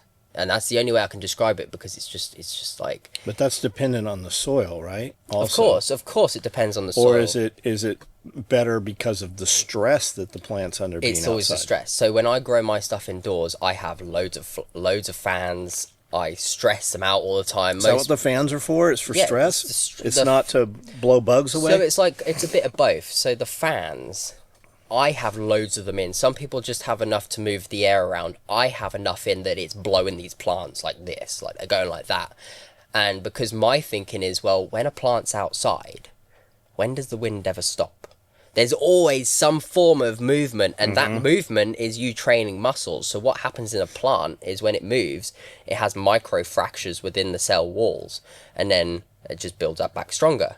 Builds stronger. So if your plant is just like, that's why indoor plants are always like, oh, how's my plant dying? But if you go outside and you see them crawling out cracks in concrete and stuff, it's because they're under stress, so they become stronger, they become more resilient. And so these indoor plants, you have to basically beat them up. Interesting. You beat them up so they become more like outdoor plants. There's a type of apple they grow. I think it's in France. I mean, they have them in the United States too. People do this, but I think it's called, I want to say Pollier, but I don't think that's the name. But they take these apples and they run them on this wire trellis, and then they run the branches out so that they band all the branches so that the wind isn't... Basically, they want all the energy to go into the apples. Yep. So when you look at the trees, they're pretty skinny because they don't have to stabilize themselves. And that's training. And so you've got different versions of training. So you can just grow a plant by like just letting it do what it wants. You can just let it do what it wants and it will grow. But, and in regards to cannabis, they grow weird. Like they kind of grow like that, like a weird Christmas tree that's fat at the bottom. Like really fat at the bottom and goes kind of pointy rather than being fat all around. And so that will produce buds. That will produce a certain amount, but it won't produce the amount that you could get from that plant. So what you do is things like topping. I mean, you're probably aware of. Yeah, we cut the shit out of these tomatoes, exactly, and we get a lot more tomatoes. Kill them, bend them over, like take bits out. When you get parts that like V's like that, and you've got one growing up, take that out, and then you'll have two. Things like that. And so you can things called like scrogging and sogging, but they're all just like abbreviations for effectively like the name of the training method. So things like scrogging is like you'll take that and then you'll so it'll be like that, you'll take the middle out and then you'll pull these down, and so they'll start like the tree, they start to grow outwards. And so what a lot of people do is when you've got like a tiny little plant like this, they'll literally just go and tie it down, and so then it grows that way, and it will grow up, and all the branches that come out here that would normally just go like that, they then go straight up. And so the way that a cannabis plant works is that at the top you have a thing called a cola, which is probably the same in most other plants. It's the biggest bud head. It's the head of the plant. That's usually the biggest bud, the most prize-worthy one. On a normal plant, you have one. You have one of those. That's the center stalk that goes all the way up, one cola at the top. When you train it and when you lay it over, that one at the top now becomes just one at the end. And so all these side branches, they turn into colas. And that's the part you're going to smoke? Yes. Okay. And so if you have more and more colas, you just have more bud. That's what it is. So you turn one main stem into 10. So when you say that the cola is usually only at the top of the Yeah. plant and that's the prize one, Yeah. are the lower ones as good as that? No. So you could tell the difference? Yeah, you can tell the difference. So if you look at the top one will be ready first because that's in the light. So that'll be ready first. And what a lot of people do, is once that cola's ready, they'll take the whole plant. Once the top kind of half is ready, they'll just, whole plant's gone. That leaves at the bottom things like popcorn nugs and nugs that are kind of, buds that have kind of just about started, but they haven't reached maturity yet. Because of the way that the light works, it has to penetrate through the plant. So if you've got just a normal plant, the top's going to be ready first. The bottom hasn't got anywhere near as much light as the top has, so it's just not matured. Is that like the It's not seeds mature. and sticks you hear people talk about? So That's seeds come later. That's from poor practicing. Like it might get pollinated, or if you leave a plant too long, it will start to stress out and make its own seeds. It would just be like an asexual reproduction. Like it will just go, oh, I'm gonna die. I'm gonna produce a load of seeds to pop out. Hopefully these will grow, and that'll be another version of me. Whereas obviously when it's pollinated, that will be a cross of that plant with that plant. But the seed itself will create its own the plant itself will create its own seeds. You just have to leave it too long, like as if in nature, as you get into autumn, the seeds start falling and stuff like that. It just happens anyway. And so the bottom ones are just less mature. So what you can do if you're growing it normally is you can just cut the top off and then let that go again. What a lot of people do, they don't have the time for that, so they just cut it. Is it faster? Is it faster to cut that top off and let that bottom part grow back up, or to start with brand new ones? Depends what you want. So if you were just if you were on a fast cycle, you would just cut and like kind of put another one in. What I like to do is I like to cut all the buds off and leave and just trim the plant right down to the bottom and let that regrow again. I'll re-veg it. So I take all the mature buds off, even the kind of like the little ones at the bottom. I might let them go a little longer, but I'll leave it until most of them are ready. And because I've trained it, you don't have the issue of some of them being less mature than others because you defan them. So the big fan leaves, the huge ones that cover everything, you take them off after a certain time. So that lets the light access more of the bud sites, so they just mature.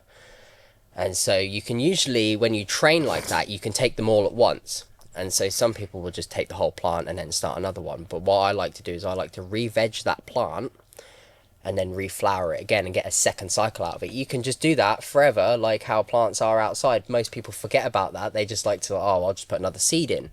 That's a waste of money to me. I'll just re-veg that plant and it's always better quality. Second, third, I did it 3 times once, and the third time I got increased yield, way increased yield from the first time, and much better quality buds and terpene production, because I equate it to like you're going to get a child to draw a picture, right? You're going to get a picture. You will get a picture, but it's going to be shit, right? You go and ask a teenager to draw that same picture. You're going to get more refined, but it's still not going to be amazing. You go and ask Picasso or like Van Gogh or anything to go and draw it, it's going to be amazing. It's going to be incredible. It's the same with cannabis. You get a young plant to make some bud, it's going to be like, I can do it, here it is, but it's all right. It's what you kind of want, but it's not the best. You leave it to do a couple more cycles, it's like, oh, I know what I'm doing now. I can do this, and it's got the root system to support it. It's got all these other things. It's done it a few times. It's gone through that cycle. And so you get way more yield, better quality, better production, better bud structure, all of it, everything. And so, yeah, that's what I started doing, but most people don't do that.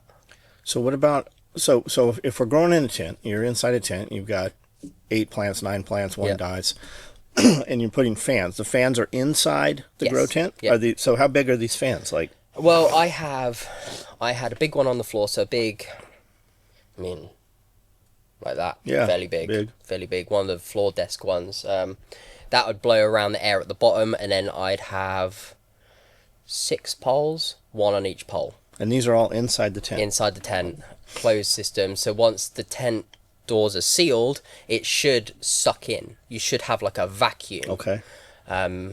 Some people like to over pressurize their tent so it bows out. I like to vacuum mine, so that knows that when you know that, that's the air is cycling through there very quickly, so you get a lot of clean air in there. Because you still have intake and outtake of air coming into the system, air going out the system, but within the system, it's a chaos. It's chaos. It's like a tornado. So what I try and do is I'll have like a fan here that will be positioned kind of at an angle. The next one here will be at an angle, so it spins the air in the room. Okay.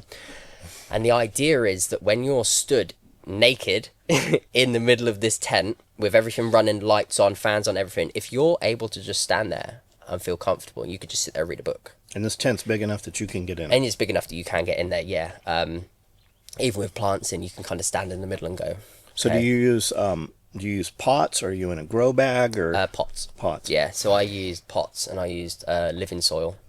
What is living soil? So what a lot of growers use, especially for cannabis and even houseplants and stuff like that, they'll just get soil. It will just be soil that you then add nutrients to and add things, and you have to keep topping up that soil because it's effectively dead. There's no microbes in there. It's just a substrate that you can grow in. Yeah, that's how our miracle grow soil is. Yeah, exactly.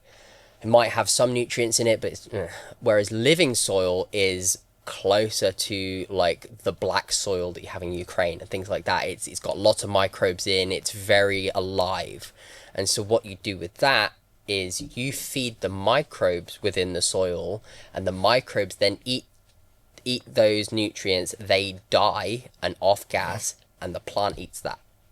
So basically with living soil, what you're doing is you're feeding and growing microbes that then grow your weed. Whereas if you don't use living soil, you're trying to like grow the weed, and you're trying to be God. You can't be God. So what I do is I feed the gods in the soil, and they grow my weed for me. And then for light, what do you use? I was using HPS, which is high pressure sodium. Okay, so you're not using LEDs. No. I've got some LEDs now, but they're some people love them, some people hate them. I want to do a mixture. I want to do LEDs and HPS, because HPS they're those really hot bulbs. Yeah, like they they're produce a really lot of hot, heat. really bright. Yeah, I had 2 600-watt ones, and so that would be 1,200 watts just on my lights. My whole tent was probably about 2,000 watts. Cops know you have those because of the electric bill, typically? Yeah, so my electric bill was 250 quid a month. So we always had a question at the old building, because we have a big trailer over there that was full of snakes, and anytime cops would come over, I'm like, hey, I know that eventually you guys, this is going to come up, that the electric bill's high, we have Yeah. no snow on the roof. Yeah. So there's snakes, and they're like, we don't want to. I'm like, I just need you to look in here. So if a warrant ever comes up, you can say, hey, I've been here, there's reptiles, let's go get him, rather than kick the door in. Yeah. So that was always our concern. Yeah, it's I actually told my electric company that I had reptiles, because that was that thing. I was like, no, I've just got loads of reptiles. I've got some heat lamps and things like that in my house. Like, I look after the reptiles.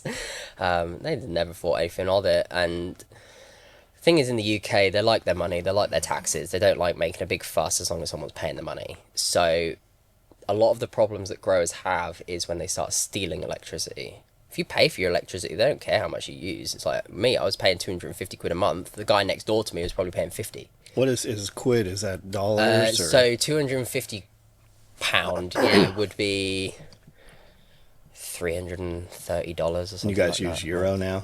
No, we're still on pounds. Still Interesting. GBP, yeah, which is kind of good because euro is a bit funny. Got it. Yeah, the pound crashed a while ago, and then it's kind of recovered a bit, so it's not too bad. But yeah, it's my electric bill would be through the roof. It'd be And then massive. as far as water, do you process your water or anything? At the time, I didn't have any ability to. But now that I've got a Kangen machine, when I start growing again, I'll be using that water. What kind of water would you use out of the Kangen machine? So I would just experiment with it because when I grow, cannabis likes a pH of around 7 to 8, slightly acidic. The anthocyanins within cannabis, the things that make it turns it purple. The thing that makes cannabis Like for purple indica? purple, things like that. Yeah, that is a chemical called anthocyanin or anthocyanidin, whereas green is chlorophyll. Like green makes chlorophyll, or chlorophyll makes green. Anthocyanin makes purple and blue depending on the pH. And so when it's just a natural pH tester. So when you see purple, that's more acidic. When you see blues, that's more alkaline. And this anthocyanin will change color based on the pH of the soil, so you can use that as a tester. And I've always wanted to try and get blue weed, because purple's very easy because cannabis likes acidic environments, so you're going to naturally get purple a lot more. But if I was able to kind of keep a plant from dying and keep it alkaline, I would be able to produce a blue cannabis plant. And that's a thing. And People that have done is that. technically a thing because it works in garlic. So you know when you cut garlic and it kind of oxidizes into that weird blue, has a blue streak on Okay. it sometimes? That's the anthocyanins within the garlic that's reacting to the environment, alkalizing and going blue.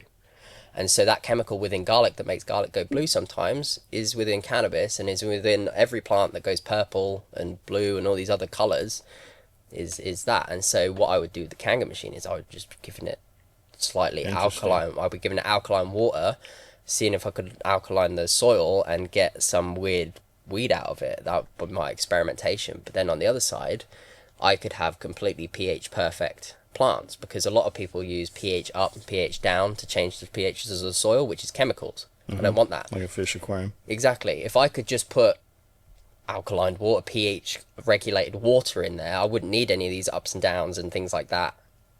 And that's the reason why I use living soil anyway, is so that I didn't have to use those chemicals. So if I could go into something like aquaponics, hydroponics, anything like that, I would be able to use Kangen water, and I wouldn't need to be all using these chemicals for like pH up, pH down, regulators, all these things. I'd be able to mitigate all of that. So you were using sink water. Is there any concern with like chlorine and stuff like that? Not so much. I mean, the plants are really handy. I mean, it's called weed for a reason. Any idiot can grow it. It's just whether or not you want to grow it really well. And so the plants they'll take it. They'll take a hit. I didn't enjoy doing it. I didn't like using things like that. I would much rather have used a filter and things. But, I mean, I mitigated with other things. So I didn't use nutrients. And this was a big zone of contention for a lot of my mates who I was friends with at the time, who were also within the cannabis. Like, I grew my plants using my piss. I stored my urine for 6 months in bottles, and then after 6 months, there's like a sludge at the bottom, and that's all the salts. That's all the salts that you've dispelled. That's all like the bad shit that you dispel out of your body. That's the only harmful thing in urine for plants. The rest of it is pure nitrogen, phosphorus, pure plant food. And so what I would do is I'd keep that, I'd pour the liquid off, and I'd use that as nutrients. 50 ml per litre of water. So 950 ml of water for 50 ml of urine. And I had the best plants ever. So whereas everyone else was using like salts and bat shit and like just any shit that you can find, anything, any chemicals, they were just like throwing it in there and getting like weed. Whereas I went up there and I was like, well, I'm growing with my urine, and they were like, oh, that's gross and stuff. But my terpene production was huge. I had the best tasting plants ever. I had the best smoke plants ever. Like, my weed is better than any dispensary weed I've ever had in my life. I've had a lot of weed, and mine blows everything out of the water. And your friends had no problem smoking it. They didn't know. Oh, you told them after the fact. I told them afterwards, and they were like, what? They're like, one guy had a real problem with it, and he'd never even tried it. He was like, no one would doing that, I'm not doing that. He would tell everyone not to have my weed because it's like it's grown with piss, like it's gross, and like It's better than some other it's animal better shit. than every. That's what I mean. I didn't understand it because they didn't have problems with putting bat shit, horse shit, all these different types of manure on there. That I'm like, Where's the bat shit come from? oh, fuck knows. Like that's the thing. It's like Not I don't know. not where you guys No, are. you just buy it online, don't you? So it's like, oh, no, I can't Come do from that. caves. Yeah, I couldn't do that with my medication. I was like, I'm not doing that. Whereas like, it was my urine, it's coming out of me, and it has to be men, it has to be males, because female, the estrogen that comes out in their urine kills plants. Testosterone doesn't. Interesting. So that's why with women, we on a plant, it will kill them. With men, they don't. What about aquaponic weed? I hear people say that soil grown weed is better. Is that Soil is always better, and that's purely because of the microbes. And so it's again like what most people focus on, cannabinoids, and I focus on terpenes. Most people focus on the nutrients, I focus on the microbes. And so the microbes, to me, they give something else to the plant that nutrients don't. We just don't kind of, I personally don't understand what they give that the nutrients don't, but there's definitely something there it's more natural. Like they know what they're doing more than we do, and so we can't talk to a little microbe in the soil and go, "Oh, what are you doing?" We just have to kind of figure it out based on the chemistry. And so I just kind of negated all that and was like, "Well, I'll just feed the soil," and then I had better plants because I've always been like that. I've always thought of like permaculture and companionship gardening and being less chemically with my food and things like that, because it just makes sense to me. Like it just makes sense. I don't think we need to have all these things, and especially with nutrients, they're mined. They're not like made. They come from the floor. Like they take things out of the floor, make crappy versions of them in bottles, and then deplete the soil because they've wanted to bottle it. It makes no sense to me. I'd rather just feed the soil. could you take seed and just throw it out and it'll grow like sunflower seeds? Yeah, you can do. The cannabis is really kind of, it can't go very deep. That's the problem. Whenever I've found my thing to go any deeper than kind of like fingernail, it struggles to come up. And so yeah, cannabis is very much one of those like just throw it in a field and you'll get a load of plants. You will get a load of plants. Can you? I wonder if they, because like we plant sunflower all over here, and then it brings the doves in and all the animals eat it and stuff. I think the deer. I think it's still in the ground that the deer eat it. I wonder if deer and animals just, if they came across a weed plant, would they like that? Oh, they would do. just Yeah, chew they it to the eat ground. Yeah, they do. In fact, there's actually there's a way of kind of stressing the plant out towards the end of growing, is where I'll go for the last 5 days before I know that I'm about to chop. I'll go into the tent and I'll scratch with like a steak knife or a bread knife or something. I'll just kind of grind at the bottom of the stem, and that stimulates deer and animals eating that plant. And so that plant goes, fuck, I'm being eaten, produces as much as it can before it knows it's going to die. And so if you want in seeds, if you want in seed production, you do that and it'll create a shit ton of seeds. If you want in the buds, it goes, oh, I'm going to try and breed. We're trying to breed really quickly. So it creates a load of THC, terpenes, all these things to try and basically get pollen to stick to them. And so they know when they're going to be eaten. So they've obviously been eaten by lots of animals before, because it's within their genetics to combat being eaten. And so, yeah, they'll eat them. It's a very good plant to eat. Interesting. So, how many times have you been to the United States here? This is my 4th time. So the first time you came to the United States, was it how you thought it was going to be, having seen like television and stuff? Like, So yeah, the first time I went was, I actually went on a trip called Dream Flight. This was while I was still ill. I managed to get on on this trip. A guy would take a load of kids over to Disneyland and Universal in Florida. like Make-A-Wish. Yeah, like kind of like Make-A-Wish, but his own like company thing. And so I managed to get on that, and I'd landed in Florida, and I was like, this is crazy. And Florida being the first state to go to as well was just insane, because I'd be driving down the road and we had a police escort, because it was sort of like, it was meant to be like exciting and stuff. So we had police escort, big choppers, big cars. Like I was looking out into the ditches and seeing like alligators and stuff, and I'm like, this is insane. But I love it. And I've loved it since then, because it's just completely different to the UK. It's completely different. Like, everyone's crazy and it's great, but they're like crazy in a different way than English people are crazy. English people get like kind of miserable when they go a bit crazy, whereas over here everyone's kind of like manic crazy. It's hilarious. There's a lot more space as well, so you feel a lot more free. You feel a lot freer, like you can just kind of relax and like let your shoulders down. You don't have to be on guard all the time. So it's a lot better than what the media portrays it as in England, especially. America's very much like this gun-toting, crazy, like, if you go over there, you're going to get shot kind of mentality that they tell you over in England. And you come over here and it's like... Well, I think if I go over there, I'm going to get chopped up with a machete or stabbed. It's the same thing. No, I've seen people with knives, the same as you see people with, like, illegal guns over here and stuff. And you're like, oh, it's just like... If you're not part of that group, you're not going to get stabbed or anything like that. You might get mugged, but like that's the same as any city. I've never been mugged. I've walked around London in the middle of the night on my own, like with a bag and stuff. I've never been mugged. I've been fine. And I'm not exactly a big guy. You've not seen Jack the Ripper? Or... No, not seen any of them, but also in the same sense of like, here, you know where to avoid. There's places where you just don't go in, because if you do...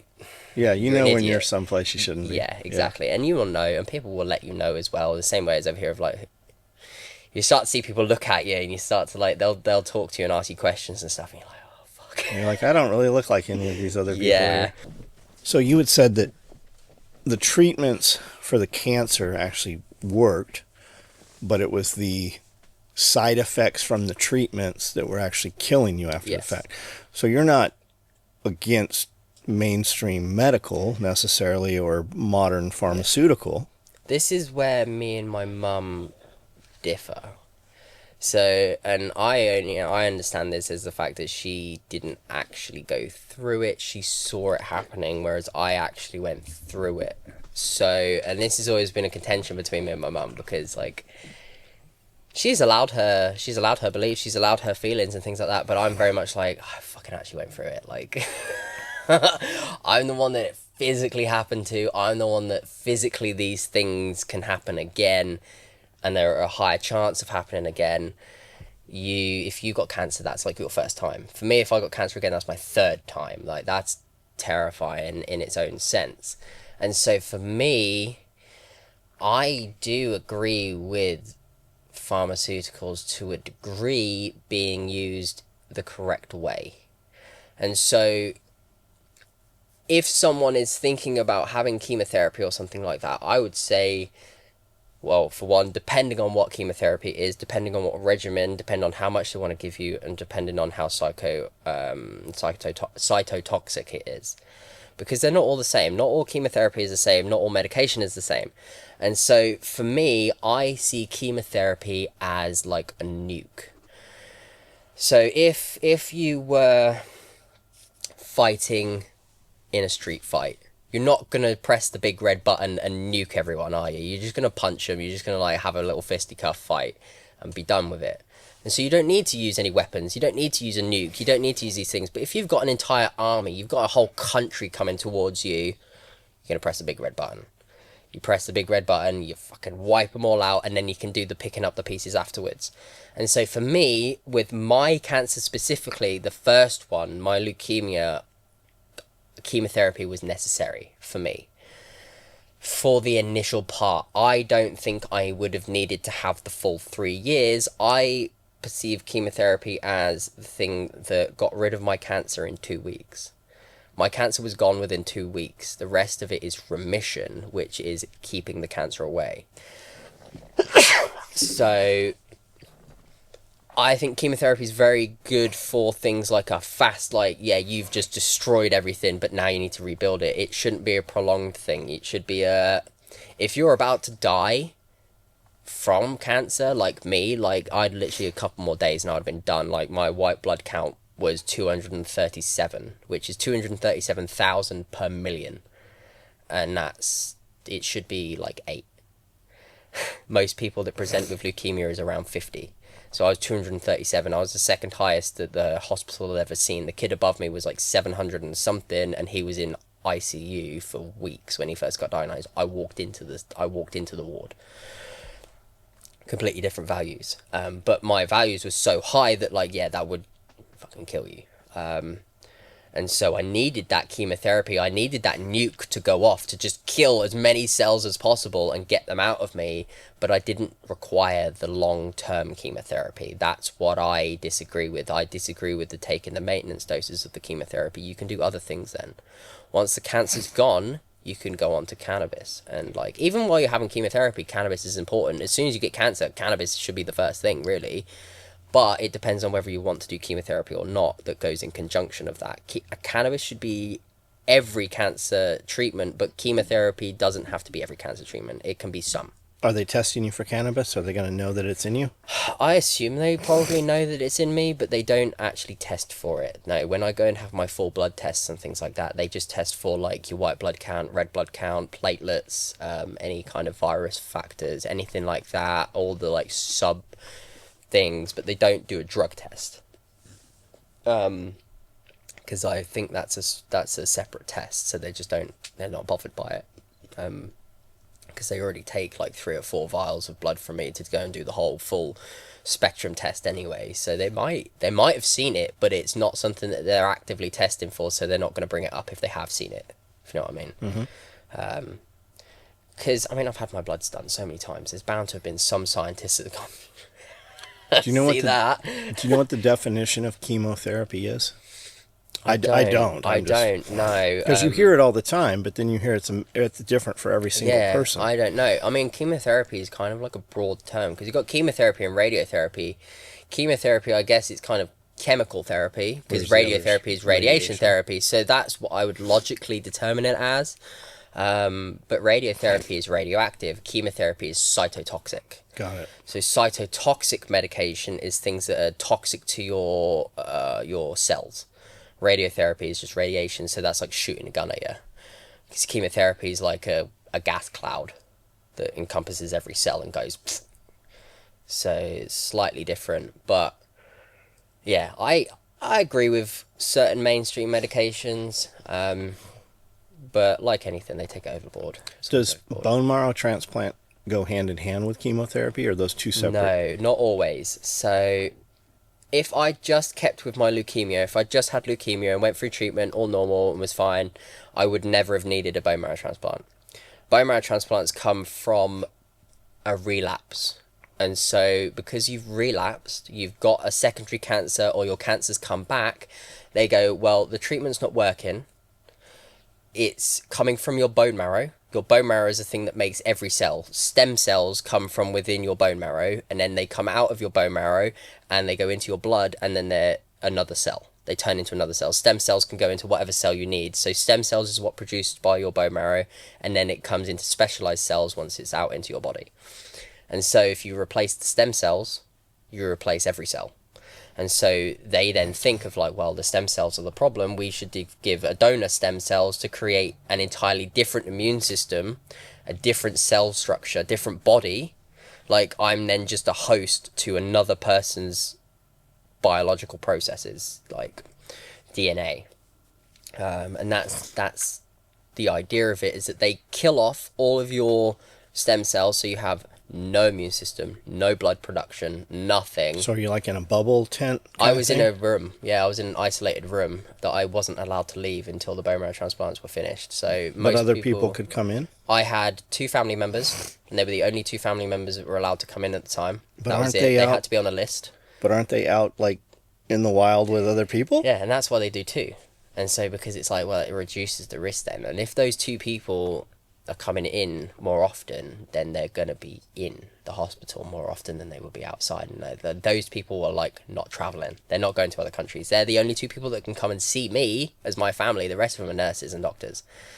And so I was in a ward where to get into that ward, you'd have to go into a side room, change, get your changing room. So you change your clothes, you wash, you clean yourself, and then you go out into the ward. So you've got like you've got a vacuum room, Okay. You've got a sealed room that you have to go through, change your outside clothes, get changed, and then you can go into the ward itself. And then within the ward, I had a door that was sealed and big windows that I could look out into the ward, but I wasn't allowed out of that room.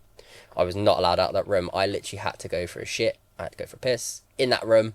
They used to bring in a commode, or I had a ensuite bathroom, but they had to measure everything. And so for me to get, when I got into the toilet inside that room, to get it outside the room, so nurses didn't have to keep coming in and breaking that seal, there was a cupboard.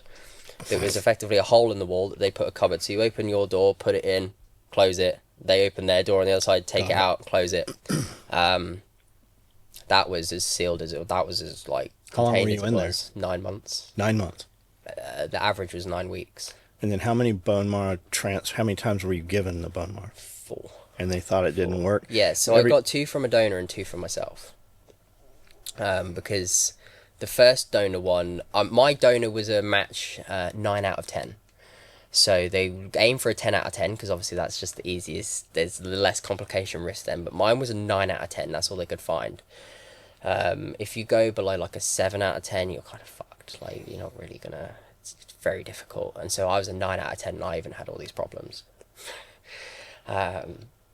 But I had an infection. I had like a virus count or something in me. I can't remember the name of it, but I had a really, really high virus count of like in the millions. Because your body was rejecting the marrow? Because it was just like, because I had no immune system and there's only so much you can do. Like at the time I could have died from like a cold. So any kind of thing that comes into that room that's slightly bad for you, I get immediately.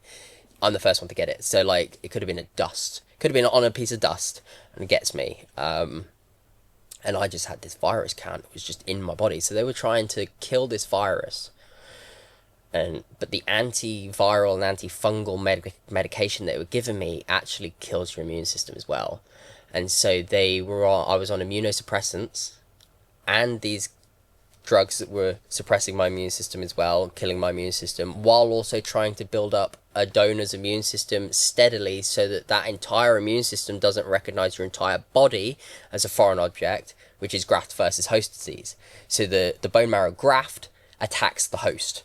So when you get an organ change, and you have to have immunosuppressants so that your immune for the system rest doesn't of your life. Yeah, so it doesn't kill that organ. It's the opposite. And so the immunosuppressants are suppressing this immune system that you're trying to build up, but build it up slow enough so that this foreign immune system recognizes your entire body as its own body and not get really strong and kill you, because it will kill you. You get autoimmune disease. They're effectively giving you an autoimmune disease because they've put someone else's immune system in your body. Do you know who your donor was? It was some 40-odd-year-old German guy. Just some random guy? That's it, just a dad. Yeah, he's just a 40-year-old German dad. What made him think he wanted to be a donor? I have no idea. We're not allowed to know. We're not allowed to find out our donors for like 3 years. Interesting. You're not allowed to write them a letter. You're not allowed to do anything for 3 years. Why do you think that is? I don't know. I think it's some like legal thing or something like that. I Because wonder why, technically though. you have their DNA. Technically you become like their son. So is your DNA different now? It was at the time. It was at the time. So when I had the donor cells and they ended up failing and things like that, I then ended up having to have a second bag of cells from the donor. So they had to get him in Germany again and go, we need another bag from you. So he had to go. How do they harvest that? There's 2 ways. So they can do bone marrow aspirate, where you get local anesthetic, or they put you to sleep and they stab a needle into your hip bone, draw it out that way, which is not nice. Both ways aren't nice, really. It can be quite painful, apparently. And the other one is they give you a drug called GCSH, I think. That basically finds out any cells, white blood cells, and it will duplicate them. And so it grabs onto white blood cell and goes, you need to make another one. Makes another one, cell divide. You then effectively are giving that person cancer. You're giving that person like leukemia. You're overproducing their white blood cells. You're overproducing their stem cells. So then you can just take them as a blood test. You take a bag like as you just donate pull blood. it out of the blood Yeah. and spin it for plasma or something? Yeah, and then when the GCSH wears off, they then are normal again. They don't have an overproduction of white blood cell because they don't have cancer. They've just had false cancer given to them with this drug to take the excess cells out so they don't get depleted of anything. And it ramps up other production of other cells as well. because they tried to give that to me once, my GCSH once, when I was having my appendix out, and I didn't have any white blood cells for it to bind to produce. So my white blood count went from like 0.05 to like 0.07 or something. Whereas if you were healthy, it would go from like 8 to 17 or something. Like it would double. Which is, yeah, that's how they do it. So they had to get a second bag from him, give it to me. Still had this infection. They still had this virus count, and that's when Mum was doing all of her. She gave me all like the bee propolis, olive leaf extract, blueberry extract, apricot kernels, lysoferic vitamin C. But she's smuggling that. I had a table like this at the end of just in my room, and it was just piled with supplements and stuff. And they were letting Just- her give it to you? Yeah, they were letting, but the doctors would come in and go, oh, see, that's not working and stuff like that. We had a doctor called Dr. Doom. That was his nickname. I just called him Dr. Doom.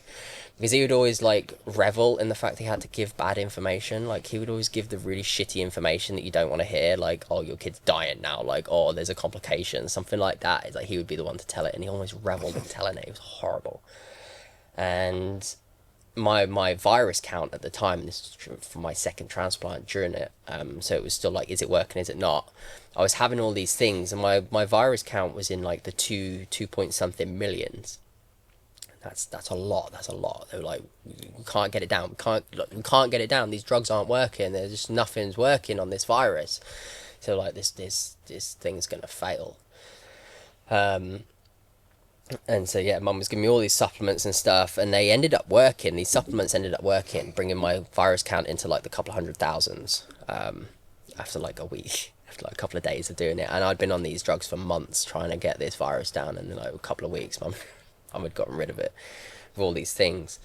But the doctors were obviously very dubious of it. They're like, well, it's not regulated, it's not tested, we haven't prescribed it, all this fucking bullshit, right? Like, We're going to give you all this shit that'll definitely kill you, but we can't try this They stuff. kept bringing in these researches, right? These studies, and because Mum was giving me like apricot kernels, stuff like that, they told her, they gave her a study, and in one of them there was like, yeah, there was a woman that choked on an apricot kernel, so you shouldn't have them. Well, that's what got us banned last time, You're like, what? Yeah. was the apricot. There's a dude in federal prison right now, been there for like 3 years over that. Yeah. It's stupid because it's like, well, it's just apricot kernels. Like, Is there it tastes like cyanide or marzipan. something in them? It's the cyanide, Is yeah, that it's what's the in thing, it? yeah, and it's the thing, it's because the cyanide in it is bad, but then when you chew it up, the chemical that's inside the apricot kernel, because cyanide's in the skin. Cyanide's in the skin, the antidote to the cyanide's in the flesh. Oh, interesting. So if you just swallow a bunch of apricot kernels, yeah, it's like swallowing apple seeds. You're gonna poison yourself, right? If you chew those apricot kernels up, they don't.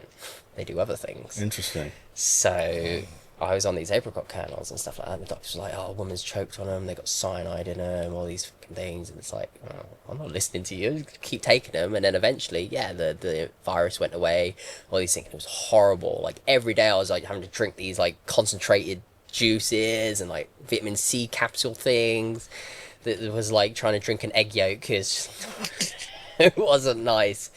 And the doctor was like, oh, whatever, and they were doing these tests on me to try and find the viral count, and there was a lab mistake. So my results had got mixed up with someone else's, but we were told this other person's results because they didn't catch it in time. So we got told that like, oh, his virus count's gone up. This doctor came in and was like, his virus count's gone up. We're like, what is that, a lab failure? Or like, what is that? Because he's also on these other drugs as well, like that you're giving him. So that it should be like, it shouldn't be increasing. It should be doing something. And he was like, oh, well, see, it's not working, is it? It's not working. Pointing to all the shit on the table. It's, like, oh, it's not working. Couple of hours later, another nurse just popped their head into the door and went, oh yeah, no, sorry, there was a lab complication. Like his actual results was like a couple 100,000 rather than the one before was like nearly 3 million. He was like, oh, it's going up. A couple hours later, this doctor comes through the door and like all sheepish, kind of going, oh, so there was a lab failure. Me and Mum just went, like, fuck off, like we already know, like we've already been told. And before, he was the exact doctor that came and went, oh, see, it's not working, is it? And I'm like, I'm dying in this room, like everyone else seems to think that I'm dying, like if this fails, he's dead. And this doctor's like, yeah, see, what you're doing isn't helping. And he's like, you're a dick. Like, what the fuck is going on in your head where you think that's okay to do? Even to an adult, and I was 12, 13, and you're like, how can you do? I don't get that. So he was called Dr. Doom. But yeah, it was all of those things. And then the transplant ended up failing because of just the drugs and all these things and the infection. It was just, it took too long to deal with. So by the time of it, they were like, it's failed. How long was that? Weeks? Well, they months? classify, if you haven't engrafted within 50 days, they classify that as a failure. So I assume it was getting close to the 50 days or maybe 60 days or something. They're like, it's not there. It's just failed. And so what they do is they take they called it a rescue bag. And so this was before I had my radiotherapy, because radiotherapy is where they really condition you. That destroys your bone marrow. I had 2 weeks of radiotherapy that killed everything off. So before they do that, they take general anesthetic, and they took 2 bags of my stem cells, my bone marrow, and they put it on the ice. They put it on ice because they're like, if donor doesn't work, we can always just give it this back to you because it's your own cells. They'll engraft. You'll be able to like recover a little bit. You won't be healed. You won't cure or anything. You'll still have the cancer, but you won't be dying because you've got nothing in you. It's kind of like it's a lifesaver. I had 2 bags taken from me. Some people have 1, some people have 3, but I had 2 bags. I guess it depends on like the amount that you can produce, which is lucky because if I had 1 bag, I would be dead. So I had 2 bags.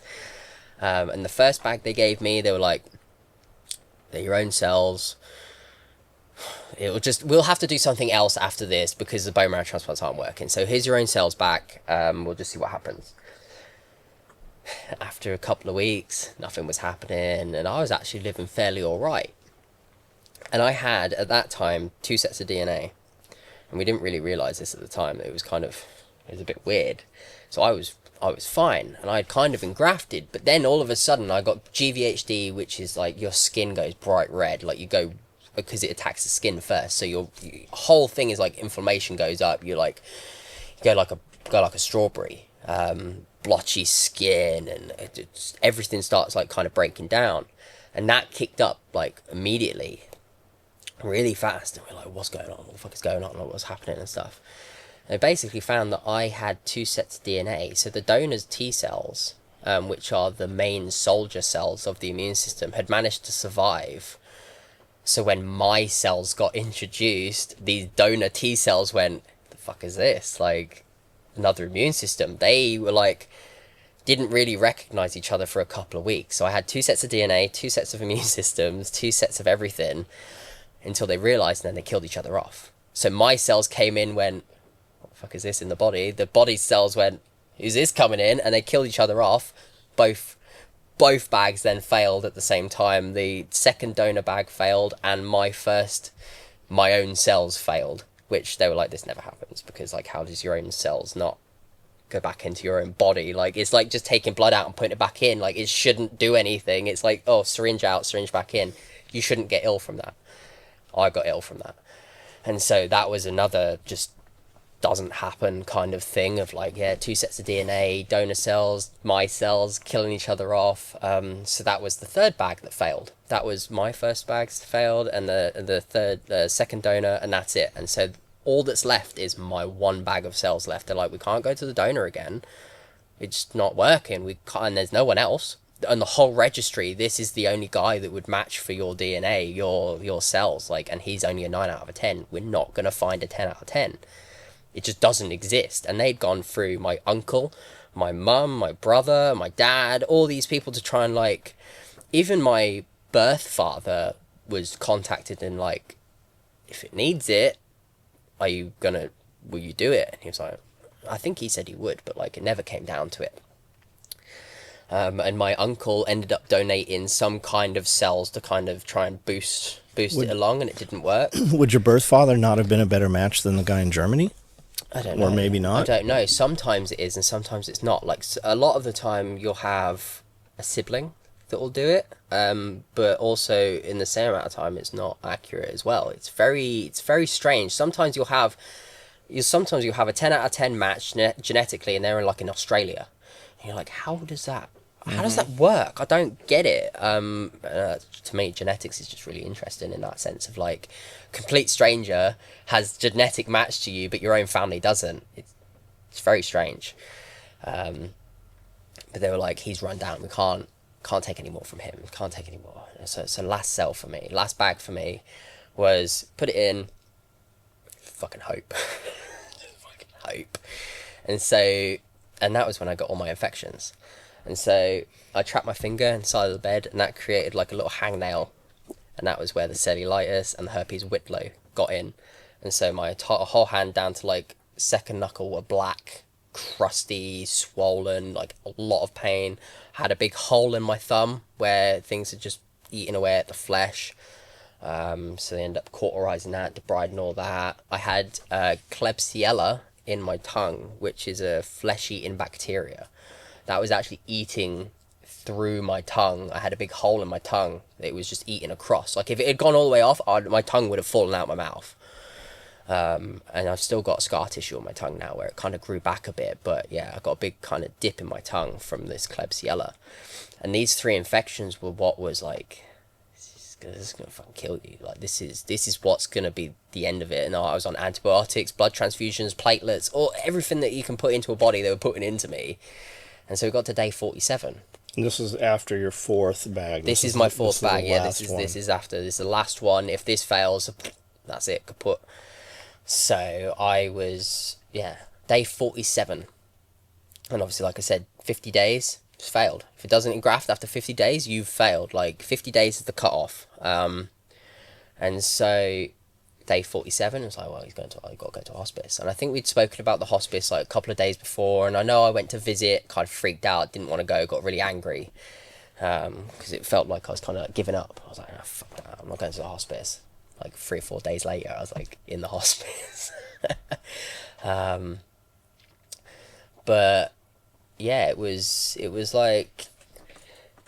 day 47, and they were like, once we take you off these antibiotics and you go to the hospice and stuff like that, it will be like 3 days to a week, because the bone marrow is not going to kick in, your immune system isn't there, these antibiotics are the only thing that's keeping these infections at bay. Once the antibiotics go, these infections are going to ravage your body, they will take over your body, and that is how you're going to die, effectively. Like, I was going to die from these infections, because the bone marrow just didn't have enough oomph to kick in. And we're putting you out in the wild with all the bacteria. Yeah, it's just go to the hospice, off you go. And I actually think, ironically, that is part of the reason why I was able to recover as well. Because when I was in hospital, it's go, go, go, go, go. Your body's just like, oh my God, give me a rest. Like, you're just getting so much put into you that can't do anything. So I went to the hospice, all these drugs stopped. All these antibiotics stopped. I was only on red blood cells and platelets. Everything else stopped. Obviously I was still having pain medication and things like that, but medically, anything that would change my physiology was done. And I was only having red blood cells and platelets because I wasn't able to produce cells myself. So I was having a bag of red blood like every 3 days, because that's how long your cells take to die. So they were giving me blood, they were dying, I wasn't making any more, they'd have to give me more blood. And that's all they were doing. That isn't enough that's just blood transfusions. That's like dialysis. That doesn't do anything like to kick anything up. And it wasn't doing anything until the cannabis was introduced, and then it all started kicking off from there. But the hospice was go there to die, do all that, and that was day 47, and I think I engrafted on like day 120 something. Did they know you were having cannabis? The lot in the hospice did. The nurses and stuff, they all kind of called it the magic jar under the bed. Because they were like, we know you're doing something, we're not going to stop you from doing it. Because at this point, I mean, fucking hell, at this point, I've been addicted to cyclazine for like 9 months.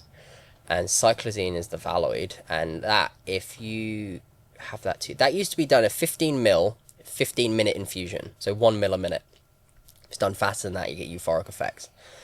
Heart racing. It's like, I've spoken to heroin addicts and they're like, that's exactly the same as heroin, but like heroin lasts 8 hours, this thing was lasting 15 minutes.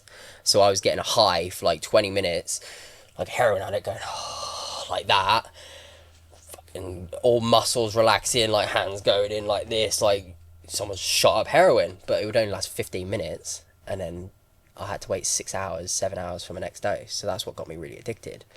And when I was in the hospice, at this point, they were giving me this syringe, and I was just going to myself, like, they'd tie it up on myself, and I'd just go bang, and they're effectively letting me shoot this stuff up. Well, I think that's kind of the hopes a lot of times with hospice, is that you will end yourself or your loved ones will. Yeah, and at that point, it was very much of a, like, this is for his mental health. This isn't for, like, anything else. They all knew I was addicted. They all knew I wasn't sick. They all knew it was, like, this is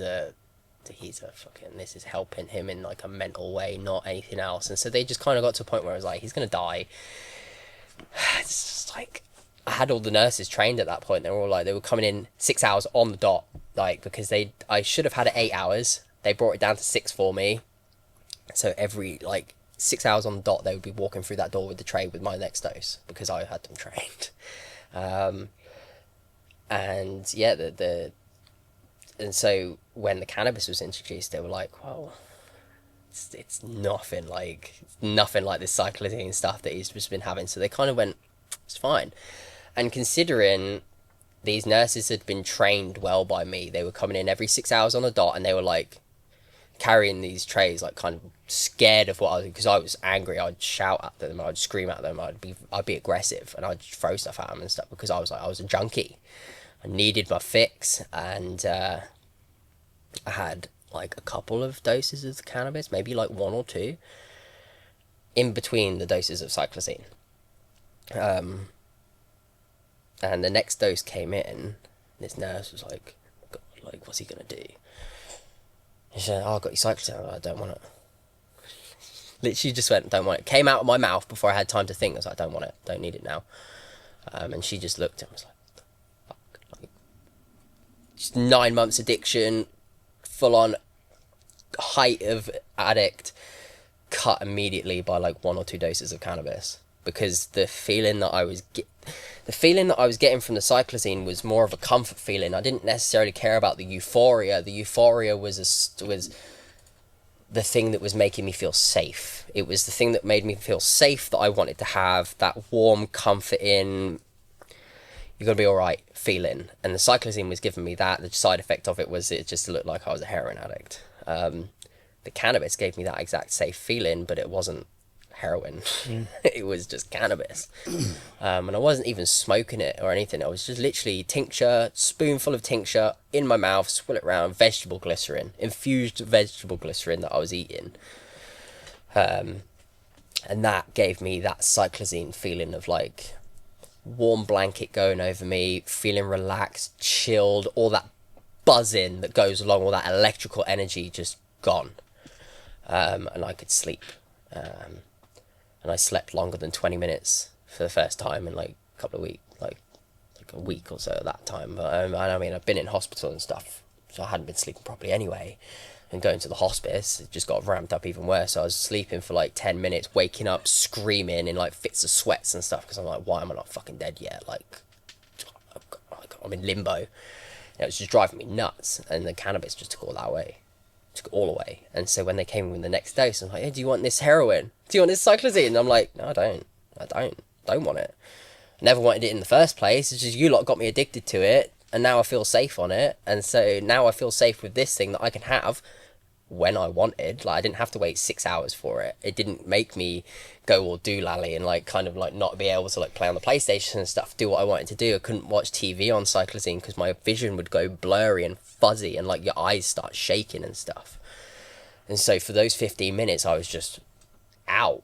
I couldn't do anything on the cyclizine, whereas the cannabis was like, have it, chill out, and you kind of like this.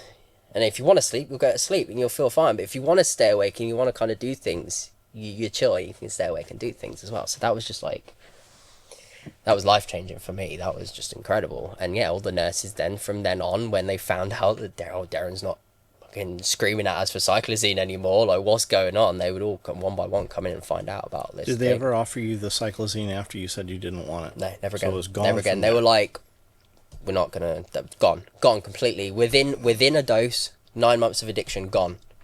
Within a single dose. Were any of the nurses hot?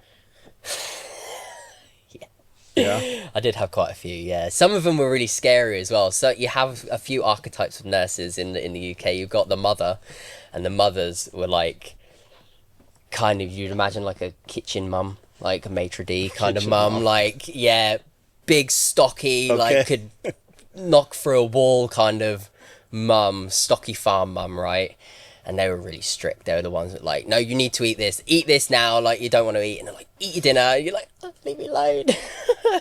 There was one nurse that had like big blue eyeshadow, like her eyeshadow was like huge and it was blue, bright blue and sparkles and stuff, and she was scary. She was really strict. But then I had a few other nurses that were like the other archetype of like the dainty Victorian nurse, and like really skinny, really like good looking. They come in and you're like, what, don't look at me.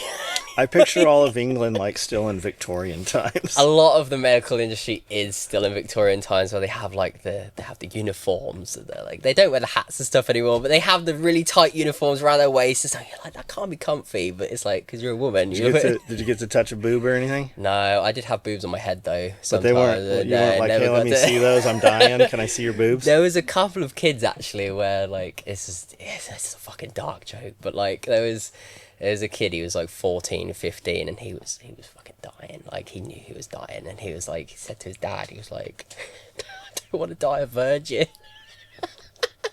And his dad's like, well, I'm sure I could get a couple of nurses in for you. Like, I'm sure you could get someone to do it. And he's like, I don't want to die a virgin. you Like, think that was that his main happened? thing.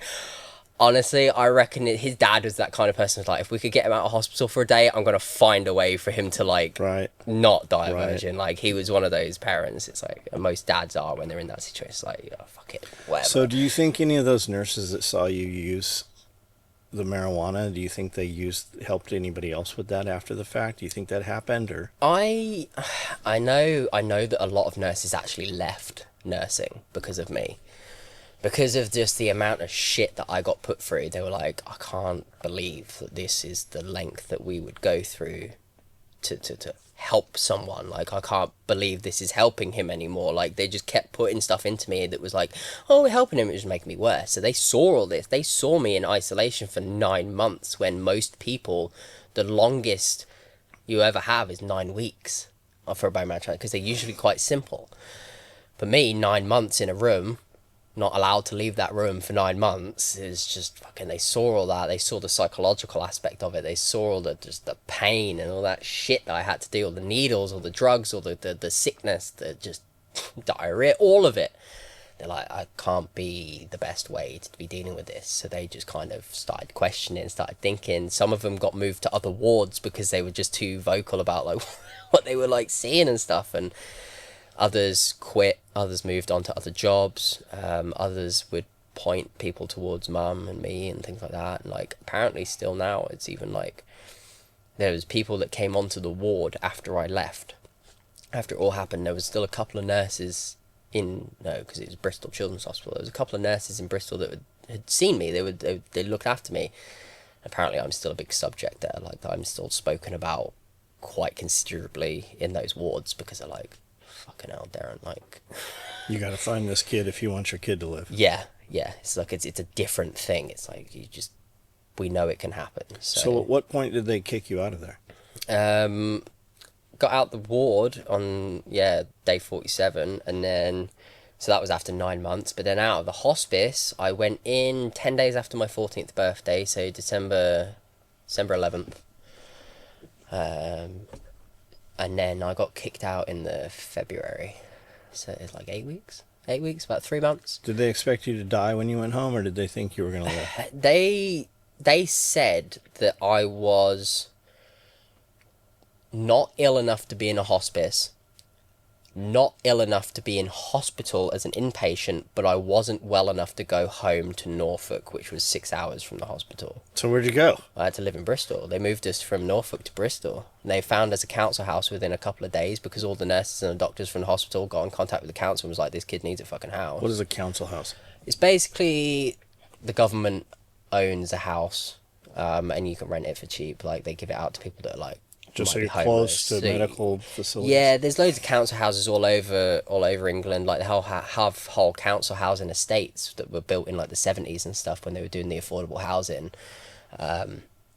And yeah, the council owns them, so there's set rents. Like you don't get extortionate rents and things like that. They can't kick you out easily. Like a private landlord could go, "I want my house back 30 days." Off you go. Council houses are a bit more secure. On the other side of it as well, of like if they offer you a council house and you deny it, then you're like, well, you don't need a house then, so you to go and rent privately and things like that. And if you get given a council house and then you move within 2 years, they're like, well, you don't need the council house, so you're not going to get another one. So if you do get council house, like you're stuck there for 2 years as a minimum, and you kind of have to deal with it, but you get a house. So it's like social housing, but run by the councils and the local government rather than like a charity. And so we were given one of them. We were like, well, there's a house up. We're at the top of the list because he needs to be in the hospital in this city. So we were like 20 minutes away from the city, from the hospital, and we lived there for about a year and a bit until we went to Hungary, because that was literally in hospital all the time. I was like at the house otherwise, in my room, recovering, just eating and trying to like just basically being stoned every day, eating. And then yeah, because in between that we'd gone to Spain and all these things and like met the guy in Spain that was giving me the oil and stuff like that. So after I came out of the hospital and the hospice, it was cannabis, and we were growing, and I was just spending all day vaping and eating food and stuff. And then when we went to Spain the second time, that was when I'd kind of had my, oh no, maybe the first time was when I had my like depression of like, I'm gonna fucking just kill myself here. Like I'm not doing this anymore. So you're from jolly England. Yes. Jolly old England. Does it always rain there? Most of the time, yeah. If it's not raining, it's like grey and damp. Your teeth look pretty good. I always thought England had no dental. I thought you guys all had teeth, though. like wooden teeth and shit. Is it true all your food is yellow and like brown and stuff? It's a lot of meat and potatoes. And You like take a loaf of bread and then mush it up so it's like porridge or some shit? Funny that my one of my favourite sauces for a roast dinner is bread sauce, and that is literally onion, cloves, some black pepper. What is wrong with you? Don't you have animals? Boiled You bread. do not eat fucking meat? What's wrong with you? Yeah, meat's for the winter. I Meat's watched when it gets really dark and I horrible. watched Wartime Farm, KPBS. Yeah. I watched Wartime Farm. I know how it goes. So if somebody was coming to, is England and the UK the same thing? Yes and no. It's like Oregon and the US are kind of the same thing. It's Okay, like got it. It's like England is part of the UK, but the UK, the United Kingdom, it's the United Kingdom of Great Britain and Northern Ireland. That's its full name. And so you can take Great Britain, British Isles, England, if you're talking about England specifically, but you've got England, Wales, Scotland, Northern Ireland. Do you know about the Troubles? I do. Yes. Which side were you on? I'm always in the middle. I'm on the side of not getting drawn into either side because I know that both sides have... Kind of like An Republican and Democrats. I like to think of myself as a philosopher rather than Got it. anything to do with anything. I want to burn the whole nest down. I don't like having to choose between any party. Yeah. I don't like having to choose between left or right or anything like that. I'm on the side of logic and what is best for humanity. Yeah, I want no taxes. See, I go the other way. Really? I do. Because I've been having this debate since I've been here, because obviously you guys think that taxes are inherently theft. And I'm like, to a degree, I agree. But on the other end, it's also like, I would be okay for one form of tax, and that's income tax. And I would put it at like 80%. 80%? Yeah, but the problem with the taxes that I see all these people, actually the core of it is that it's being used incorrectly. Because taxes to me is paying for a livable society that you take part in, not necessarily giving it to the government so they can do what they want with it. Did you see those is the gates bad out there? part. Exactly. I don't take part in society. Well, that's fine then. That's fair. That's fine. But then that's also part of this. So the people that do want to take part in society and want to like have a normal job or do anything like that, they don't want to be anything too extreme, because I want to go and live in the woods. I want to do all this kind of stuff, but I know a lot of people that don't. Do you think you think your medical system is awesome? Oh, it's horrendous. Or you think it's not good? It's good and bad. What do So- you What do you guys think of the United States' medical system? That's see, this is a personal thing to me because because obviously my medical history. This one of the only things that's stopping me from moving over here as like a real contender to kind of get away from England, because I want to get out. I want to get out of England. It's not. It's too small anyway. You can't buy any property. You can't get anywhere. There's no land left for anyone to buy. It's all owned by royals or rich people or something. So over here is a much better prospect. It's much nicer to be over here. But for me personally, I am dubious of the medical system, and I understand the fact that it is way better over here. Like the medical things you can get Do you believe that? to a degree. I mean, you have more access to things. There's less kind of barriers to the standard medication like steps over here than there is in England. There's a lot more regulation. There's a lot of kind of and hiring about certain things. So, and obviously with the NHS not being run properly because it's funded well enough, it's just a mismanagement problem. Like the funds aren't being used properly. Which Is that national health system? Yeah, Is it's that the what NHS. It's the social healthcare. Yeah, which is probably why I agree with the taxes to a degree, because I mean I'm British and I like taxes, but Because you guys own Canada, right? I mean to a degree the king can technically dissolve the Canadian government. I love yes. to say that. So you guys own Canada, and you always hear how Canada has free medical for everyone, right? Yeah. But all the people with money in Canada still come here for medical. Exactly, and that's why you know that it is better quality over here, but the ease of access is wildly different. No, what I have a proponent for, like what I like about the NHS is that everyone can access it, but that's also part of the reason why I dislike it, because everyone can access it, so it becomes mismanaged. And Who do you think should not be able to access it? See, that's a difficult thing, because it's things like in the UK, the talk point now is the immigration thing. It's like who's coming over, who's taking benefits, who's in hotels, and all these kinds of things. And it's like, well, I can't get benefits unless I can't get certain benefits unless I've put a certain amount into the national insurance. Correct. So I tried to get a benefit because I was struggling to work and stuff like that, and I tried to get one, and they denied me it because I hadn't paid enough national insurance yet. I hadn't gained enough points within that system to But kind an of. immigrant can come over who's paid nothing. But and get, they get other ones as well, and so because the UK is so good on their benefit system that you can access certain benefits without really having to do much. Like you have to just go and talk to someone effectively sometimes, and things like universal credit, you just need to go to like a meeting every week and like say that you're looking for jobs and stuff like that, and then you get money. And so it's much like the immigration and the benefits thing in the UK is much like it's much like the guns and the regulation thing over here. It's like, yes, you can get a gun in Walmart, like there is the hunting area in Walmart, but you still have to have a background check, you still have to have licensing and things like that. And so it's like it's legal and it's also not legal. So it's kind of within we're that. talking It's about like, here in the United States. yeah, here in the You know, you so can it's go like, meet Cletus in the parking lot and buy a gun. well, exactly, but you You can just do that. can't buy it at Walmart. Yeah, but you can do that in the UK as well. Well, legally you can do it here. See, that's probably different, but I wasn't aware of that though. Oh yeah. Yeah. Oh yeah. But doesn't see, as long as it has like serial codes and stuff on it though, doesn't it? So it can be traced, because the ones that are technically illegal are the ones that have had like the serial. But that like, gun the could have barcodes traded. taken off and stuff like Those that. are illegal. Yeah, they're it's the illegal to yeah. have that. Yeah. But you could go buy. You just meet a dude. Looks like he's got. Hey, you got a gun for sale? I mean, he's not going to probably sell it to you. But Yeah. you can legally, private citizen to private citizen, sell a gun Oh, okay. in the United States. In many states, you can. Oh, okay. Yeah. See, but I don't have a problem with guns.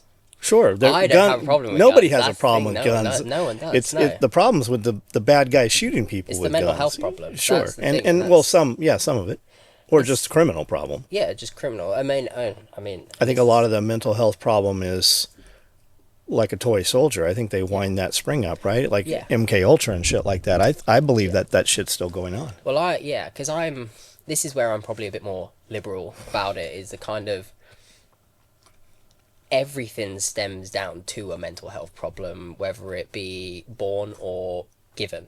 And so you look at all the school shootings and stuff over here and that, and the main kind of the usual suspects, the usual people that do it, and you can usually immediately tell what their mental health problem would be.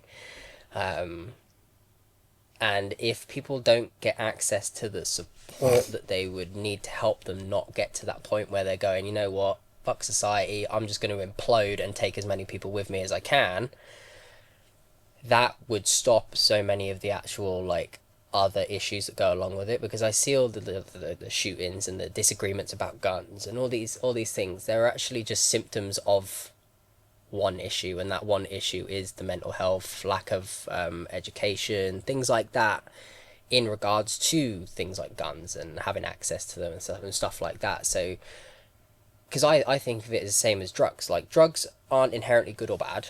They are just neutral things, like most things are. It's how you use them, if you abuse them, if you getting them from slave labor, or if you're making them yourself. They're wildly different. And so with like, I think it should be legalized. You shouldn't have no access to guns, the same as you shouldn't have no access to drugs. It's just you need to have a lot more education with things that can go wrong very easily, very quickly, if you don't have the right education and you don't have the right awareness about these things. Because guns have safeties and all these things, and it is hard to, like, shoot yourself, but they do happen. It does happen. So, but even in the UK, I've been raised around a lot of military people, like a lot of people that have been around guns and things like that, and it's the first thing you're taught is very much like trigger discipline, safety, things like that. Don't point at anyone, point at the floor, point at the sky, all these kinds of things. And that's because it is so heavily regulated, and it is very much like a lot of English people are very scared of guns. I know what they are. They're a tool. I see them as a tool, and so I'm not scared of them, and that's because of the military that I've been raised around. And so I think over here it's very much just an education and a mental health problem. Like, the accidents is an education issue, and the attacks are a mental health issue. Do you guys have action movies and stuff like we do, like guns and shoot 'em up movies and stuff? Yeah, but the thing is, in the UK we have a lot of, I don't know what it's like over here, but whenever there's any attack, it's always blamed on, like, video games and films and stuff. It used to be the video games was what they were blaming it on. Like music, yeah, it was heavy metal, Ozzy Osbourne, you know, rap music, things like that. Yeah. So it's never spoken about correctly. So it sounds like we need to have asylums back. You guys were kind of the pioneers in all the asylums and stuff. What was your real famous asylum over there in England called? It was open in the 1700s, 1800s, and even the 1900s. I think I know what you're on about, but I can't remember the name. It's super famous. Oh my God, there's like 2-hour documentaries about it. It was a Victorian one, wasn't it? Yes. Yeah, the Victorians. Most of them were. Yeah. I mean, I agree with them, but it's just the standards were horrible back then. Like, I think they're horrible now. They're horrible now. Yeah, anyone that's been in a psych ward will know. Right. It was really torture. Right. They tried to torture it out, bloodlet it out when they thought it was humors, and then it was electroshock, and then lobotomies. Yeah. Talking about Bedlam. Bedlam. That's Bedlam. It. Yep. That's it. That's they used to be able to pay and go through there like a zoo. Yeah, the Brits have been very. Yeah. I mean, you guys were pretty wild in Africa and India and all over the place. Us and the Belgians, we used to have human zoos. Yeah. Well, I think we did too, some of that. I think some of that was I think most early on. That's the thing. And then it became sideshows. And then you just get paid for it. The circus and the sideshow, right? Like the tattooed man and the bearded woman. Yeah, and the freak shows and stuff like that, yeah. Pretty wild.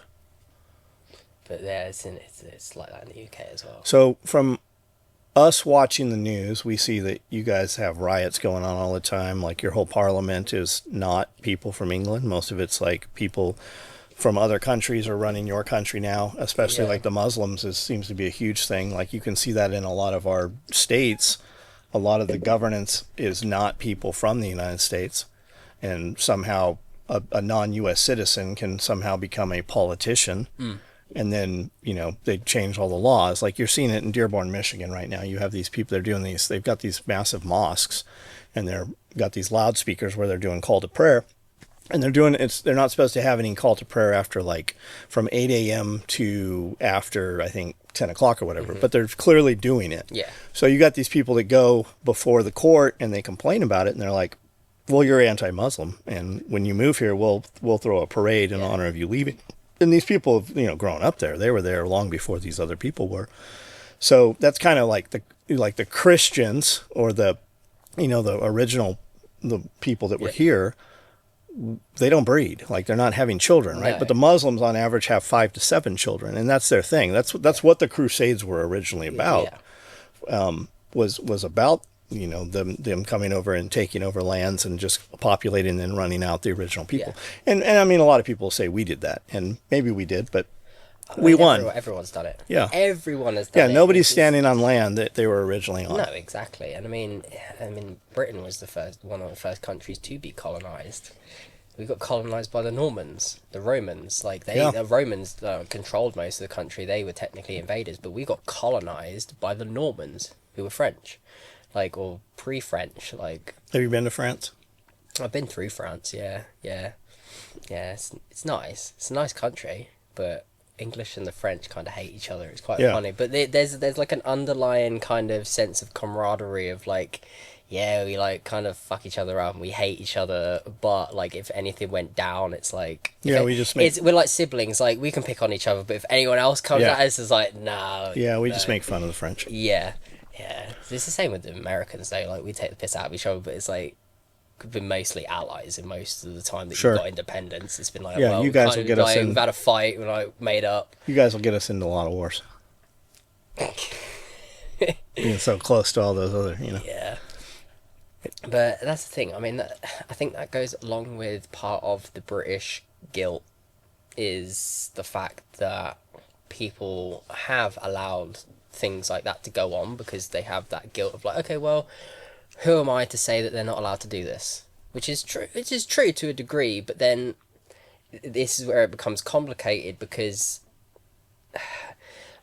over here, you don't have a national language. You don't. Yeah, we do. It's fucking English. There we go. That's the thing. A lot of you do that, but technically, within legalities, there's no official language of the United States. Everyone just happens to speak English because we had a big empire, and it's that's the most recent language. Whereas in England, English is the official language. That is the language of the country. Okay. Christianity is the religion of the country. We have schools of Christianity. Yeah, does everybody there Catholic speak it? schools. Yeah, right. And so our country is officially a Christian English-speaking country. When that is being Diluted. exactly, that then is basically a direct attack on the sovereignty of the English country. Maybe not the UK, but of England. Yeah. So that's where it gets complicated, and it's gone so far now that it's like a boiling pot. Do you think there's more white people there, or do you think there's more non-white people there? Certain areas, I think there's more non-white people. Everyone knows if you're in England, Birmingham, for instance, the racists call it Birmingham Stan, or whatever it is.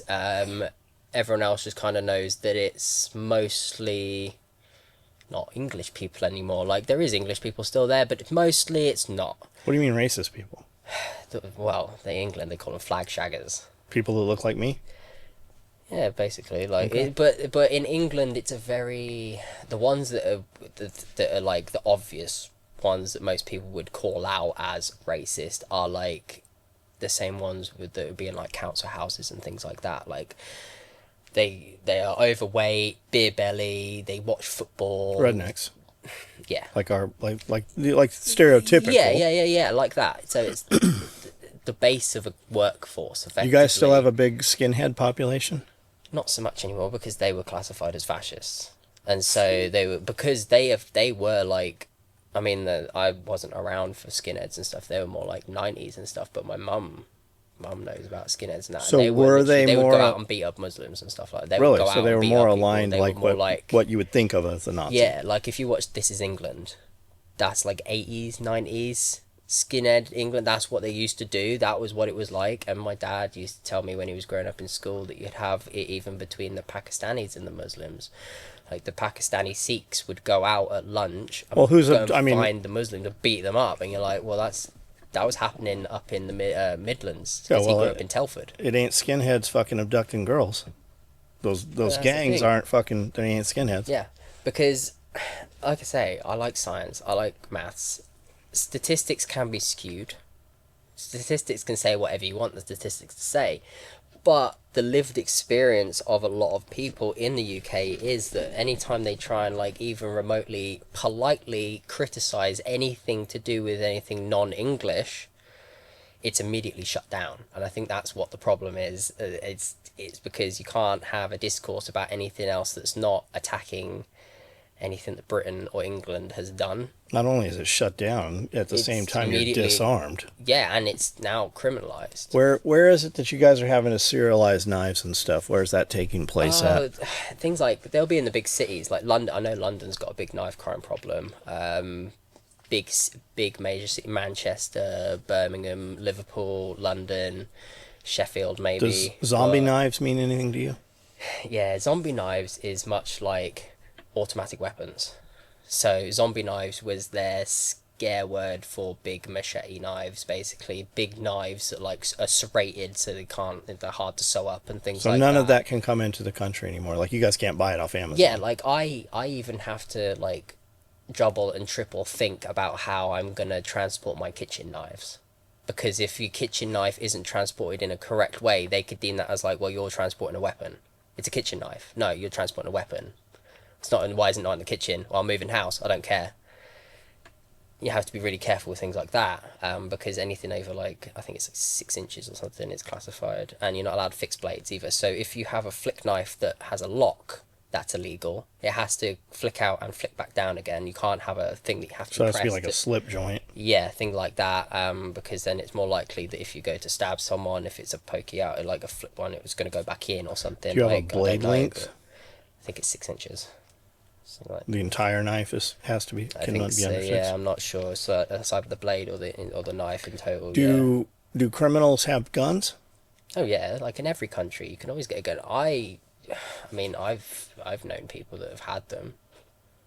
I've seen them. When you get out of the city and you're on the farms, can you have longer knives and tools and guns Well, and the stuff thing is, there? like, you can still, and that's the thing, guns technically aren't illegal in the UK. Like, you can go and get licenses for them and stuff like that, but the way that you have to get them is, like, you have to have a relationship with the police. So the police have to, like, know who you are, you have to be a good citizen, you have to explain why you'd want a gun, you have to have a gun safe that has to be locked with the gun in it at all times, the magazine has to be out, there has to be no bullets in the magazine, you have to allow the police to come and look at your guns whenever they want. So it's definitely not for self-defense. It's not for self-defense, no. If you used that gun to kill someone, you would be done for murder, even if they were breaking into your house. You use those guns for pest control, hunting, and like just general farm. That's why all the farmers have them, because like I had a mate who was a farmer and he had like shotguns, rifles. He had like big sniper rifles and things like that as well, because they were like, well, shooting rabbits, like hunting deer, like getting rid of any foxes or anything, not foxes, but like any predators or anything that will come in, like you can just get rid of them, birds and things like that. So But you guys have foxes also. yeah, but then fox hunting's technically illegal, but then the rich people still do it. So Yeah. Illegal. Normal people won't kill a legal fox. legal for a fee. yeah. Yeah. If you've got a horse and a red coat and a hat, you're allowed to go and kill a fox. That's fine. I have a painting of that. And Napoleon. Yeah. I have a painting of Napoleon also. Yeah, but you'll have that, especially through certain, like Norfolk, things like that. They'll have fox hunts and stuff Mm-hmm. like that every now and again through there, and like people going protesting and stuff. So but- you had said that kids at 14 can drive a tractor for the farms and stuff, right? Yeah. Do you live next to farms? Like, Yeah. My town's got like multiple, like my town's surrounded by farms. Yeah, and my mate was a farmer as well. but you also have a McDonald's? No, actually, no. But we do have them in the closest city. We have a Taco Bell now as well, and a McDonald's and all those like ones, things like that. But in my small town, I'm still. How many? still out So of from that. where you are to a Taco Bell, how many minutes is that? 60. Oh, you're an hour. That's so you're but, out there. Yeah, in UK time, that's a fair distance. Yeah, most people, because most towns are like 20 minutes away. So So I Not watch a bad. lot of YouTube channels about farming and sustainable agriculture and stuff. So from our perspective here in the United States, it would seem like the England and Europe farmers are just completely under attack. Is that real? Yeah, there's been. You drive anywhere around Norfolk, and you'll see big billboards for kill the family farm tax thing, because it's like it's anything over £1 million. I don't know if that's full assets or in money in the bank. I assume it's assets. It gets taxed like quite heavily when that farmer dies and they give it to the kid. We're having right? that happen some here too. Yeah. But then I know recently Keir Starmer went over to the White House, and Donald Trump actually made a point to say in front of him that he was wanting to get rid of that tax for the farmers over here, and then he was just sat there like squirming and stuff, because it makes absolutely no sense. Like, why are you attacking the people that make your food? That's dumb. Well, look at Africa. Exactly. It's the same. Exactly. It's the same thing. Yeah, you can't attack the people that are making your food, because if they just decide to not make your food because they haven't got enough money to do it, you're all going to starve. Yeah, the powers that be have done a very good job at dividing everybody, right? So, a big farmer, like I have friends that farm thousands of acres of corn and soy and cows and stuff, and then I've got friends that do regenerative agriculture. Yeah. Well, the regenerative agriculture guys are like, Monsanto's the devil. But when I have a podcast with my friend that's a big farmer, Yeah. he's like, we could never do this without Roundup. So, and Yeah. and both those guys are like button heads. Well, that's the thing. It's because I agree. I understand both sides. I understand, because it's what we've done for so long. It's the monocrops, the pesticides, the GMOs over here, because we're starting to get them in England, but not so much. Things like that, but it's destroying the soil. Like, that's the thing, and We're salt. It's like salting the earth. That's what it is. It's salt. Yeah, and so you need to even just having the same crop in a field over and over again is destroying the nutrients in that soil. And like I was saying earlier about with the living soil, you need the microbes, and these microbes aren't able to survive because they can't eat anything in the soil, so you're having to keep feeding the soil, which is making the microbes worse, which is making the soil worse, which is making it worse. It's just a cascading of shit. Do you know who Joel Salatin is? No. Polyface Farms. No.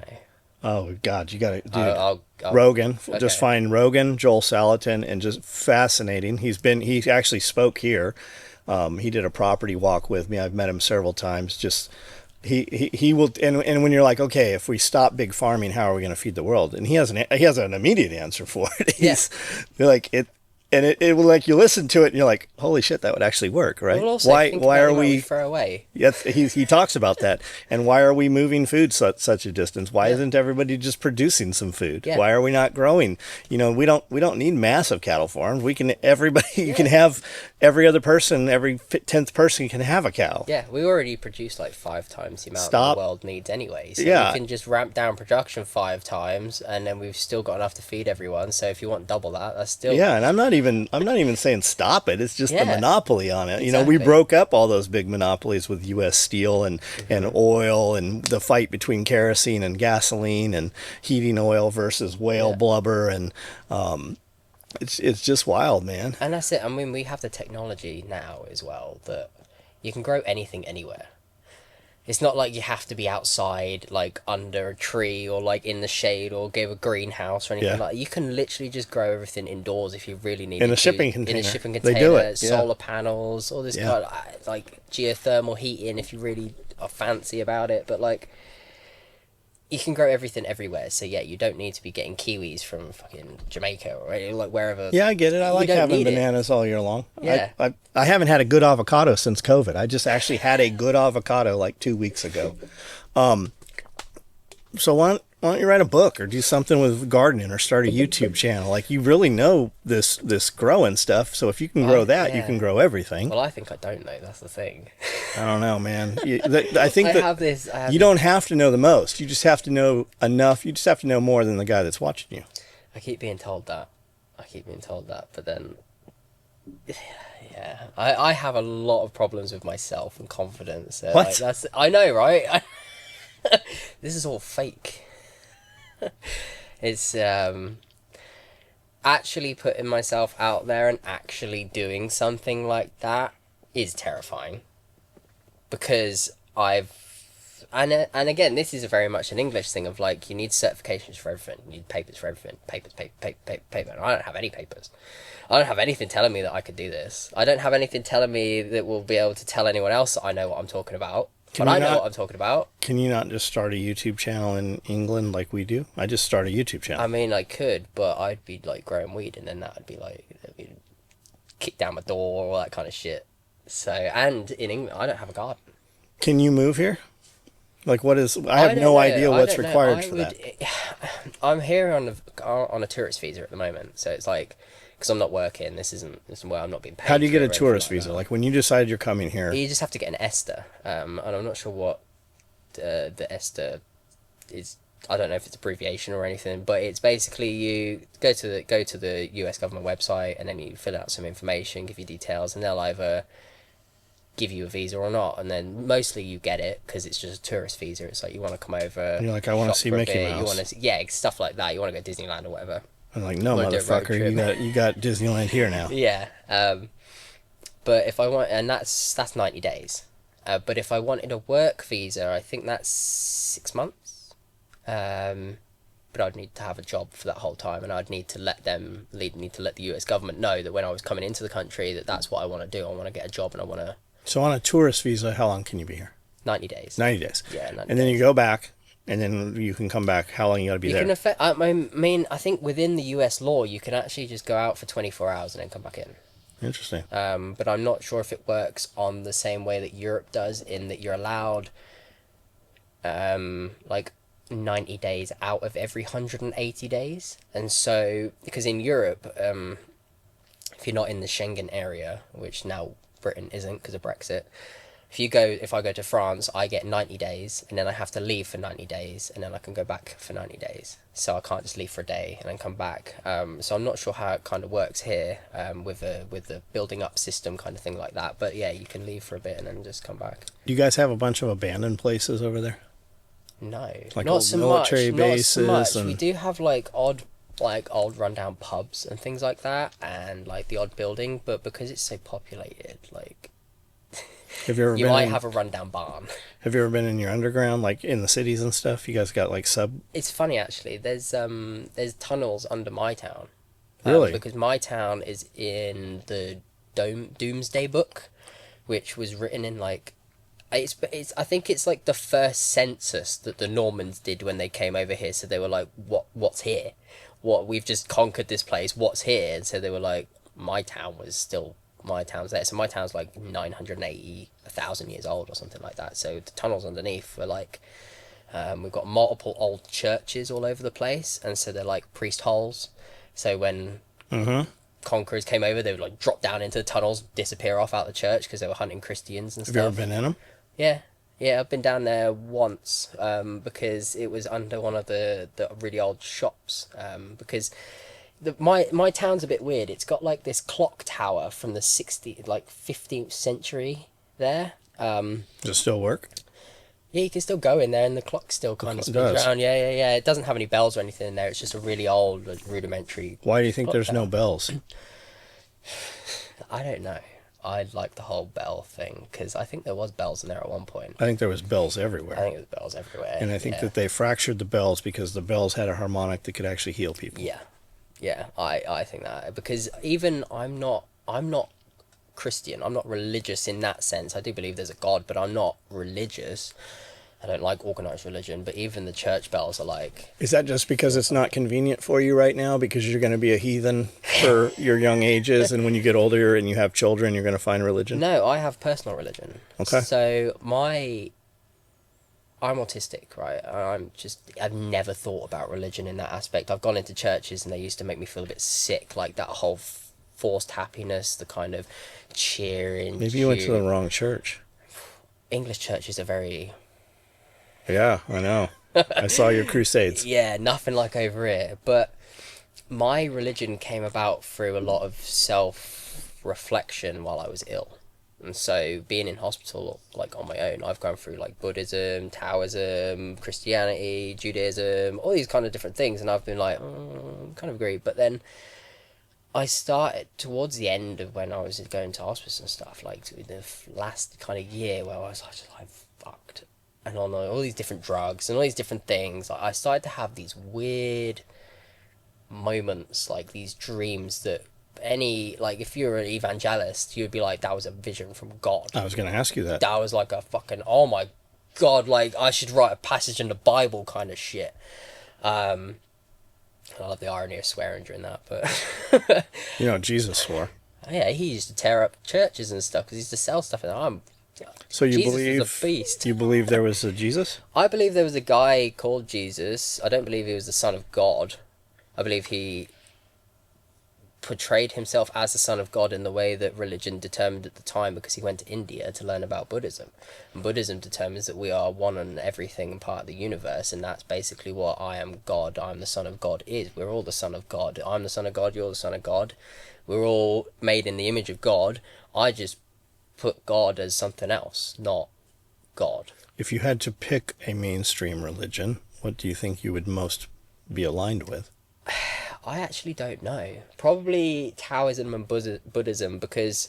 But then again, I actually do think that there's not necessarily a creator, but that there is a universe. I believe there's a universal consciousness, and that every part of every human being is...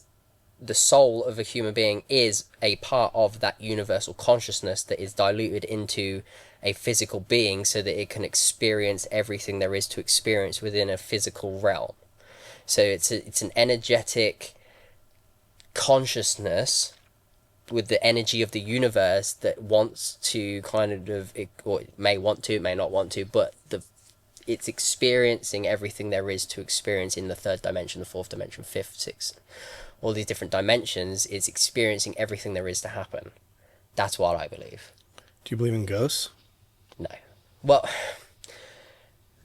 I believe that people believe in ghosts, and I don't believe in ghosts myself, but I believe that if someone is experiencing something they believe as ghostly, then I believe that's part of the makeup of the universe, yes. So you don't believe there's any haunted places? Not necessarily. I believe that there's places that have had a lot of energy put into them. Like, say you go to a mental asylum or a war camp, something like that. Mm-hmm. A lot of stuff has happened there. I don't think there's anyone haunting the place. I don't think anyone's trapped there or anything, but you can feel the amount of electric shit that's gone on there, because we're electrical things. We leave static, we leave charges places, and if there's been thousands and thousands of people all having a really stressful time or an energetic time or a lot of heightened emotions in any area in any way, it's going to leave like a residue. Have you ever been in a place like that? I have. It was the one that sticks out to me the most is the room in the hospice. So there was a room in the hospice that had a bed in it, and it was like the chapel kind of rest room. And it was the place where all the kids, when they died, they were put in that room on a cold bed. The bed, it was made up like a bed, but it was a metal slab. It was a refrigerated metal slab. The room was freezing, it was cold. There was chairs and there was sofas in there was flowers. It looked like a funeral home kind of place. And that was where the kids went once they died, and so the family could kind of deal with it before anything kicked off and they had to do funerals and things. They could have some time to just like deal with it.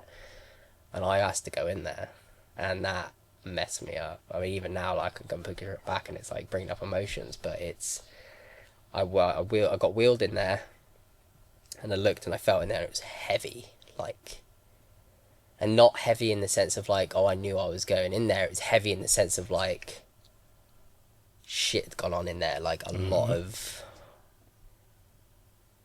closure and kind of safety and nice feelings, and also really horrible feelings had gone on in there. And I could only last like, I mean, you can see it's affected me even now. Like, I could only last like a minute or so, and I was like, well, I'm done now, I need to get out. And so yeah. Yeah, I have, but I didn't think it was haunted. It wasn't haunted. There wasn't things still stuck in there. Like, if I was going in there, I wasn't going to be walking around in that room forever. Fuck that, no. But there was a lot of energy in that room that I could feel. Well, we're going to wrap this up.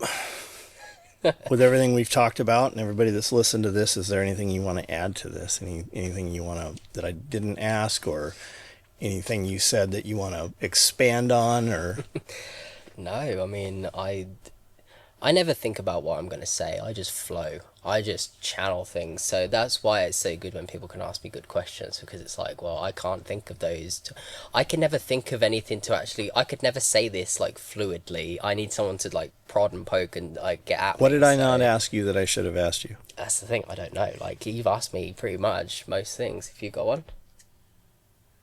Have you ever thought about visiting or going to places to tell your story just to other kids or just people in general that go through similar situations? So it's funny you say that because I actually have done that once. And this was really surreal for me. So this is when I was still going around with that guy that introduced me to the cannabis. And so we used to go and see people. And there was this one kid, I'm not going to say, like, this one kid, and he was going the way that I was going. He was like unsure at the moment, but it's looking not very good. He didn't know this, but he was kind of aware that he wasn't going very well. And he was probably the same age as me, I think, actually. I think he was like 13 and I was like 16 at the time, I think. 16, 17 maybe.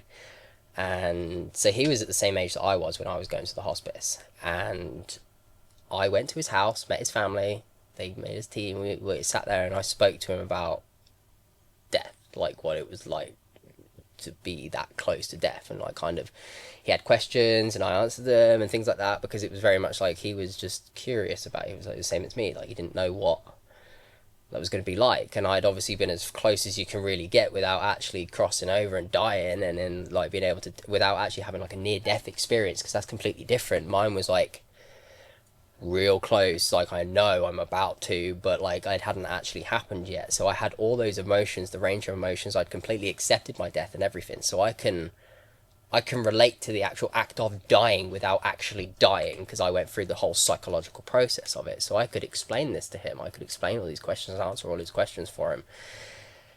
And then he ended up dying, and I went to his funeral, and that was weird because he had thousands of bikers turn up, loads of people turn up, and like he had loads of flowers, and his mum was there, and like he died at like 14. So that was the age that it was like I was at my own funeral, and that was a surreal kind of like, fuck, that was gonna be me, like, oh my fucking god. So I have, and I will, and I'm open to talking to people about it, but I've not put myself out there to do that because it's very heavy. Like, it's difficult to do. I like doing it and I enjoyed doing it because it was cathartic for me and for the kid, but it's a lot. It's a lot. Would you tell him to keep fighting, or No, because it wasn't about that. It was about the more psychological aspect of death, and like being so young and like having to face that, because when you're 14, you're like 13, 14, like you should be outside playing. Like you should never have to think about death until you're in your 60s going, oh shit, I should write a will maybe. 60s, like, motherfucker? whatever. You mean but like 85, 90?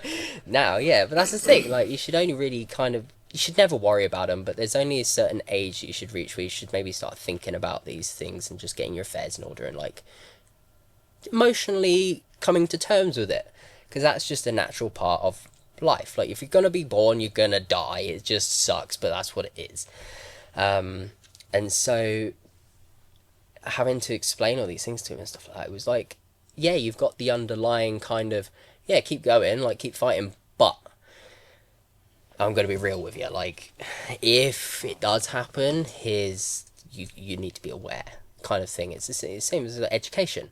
It's education. Like I would have wanted that for me. I would have wanted someone to kind of guide me through it and kind of explain what I'm gonna feel, how it's gonna be. Like I was confused as shit when I was going through it. Like you just become confused. Like even if you know what's going on, your brain is shutting down.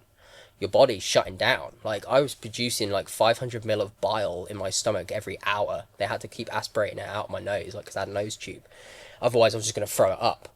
my stomach was just dead. It was shutting down. I couldn't absorb any food. My gut villi was dead. I was kaput. So those things most people don't think about.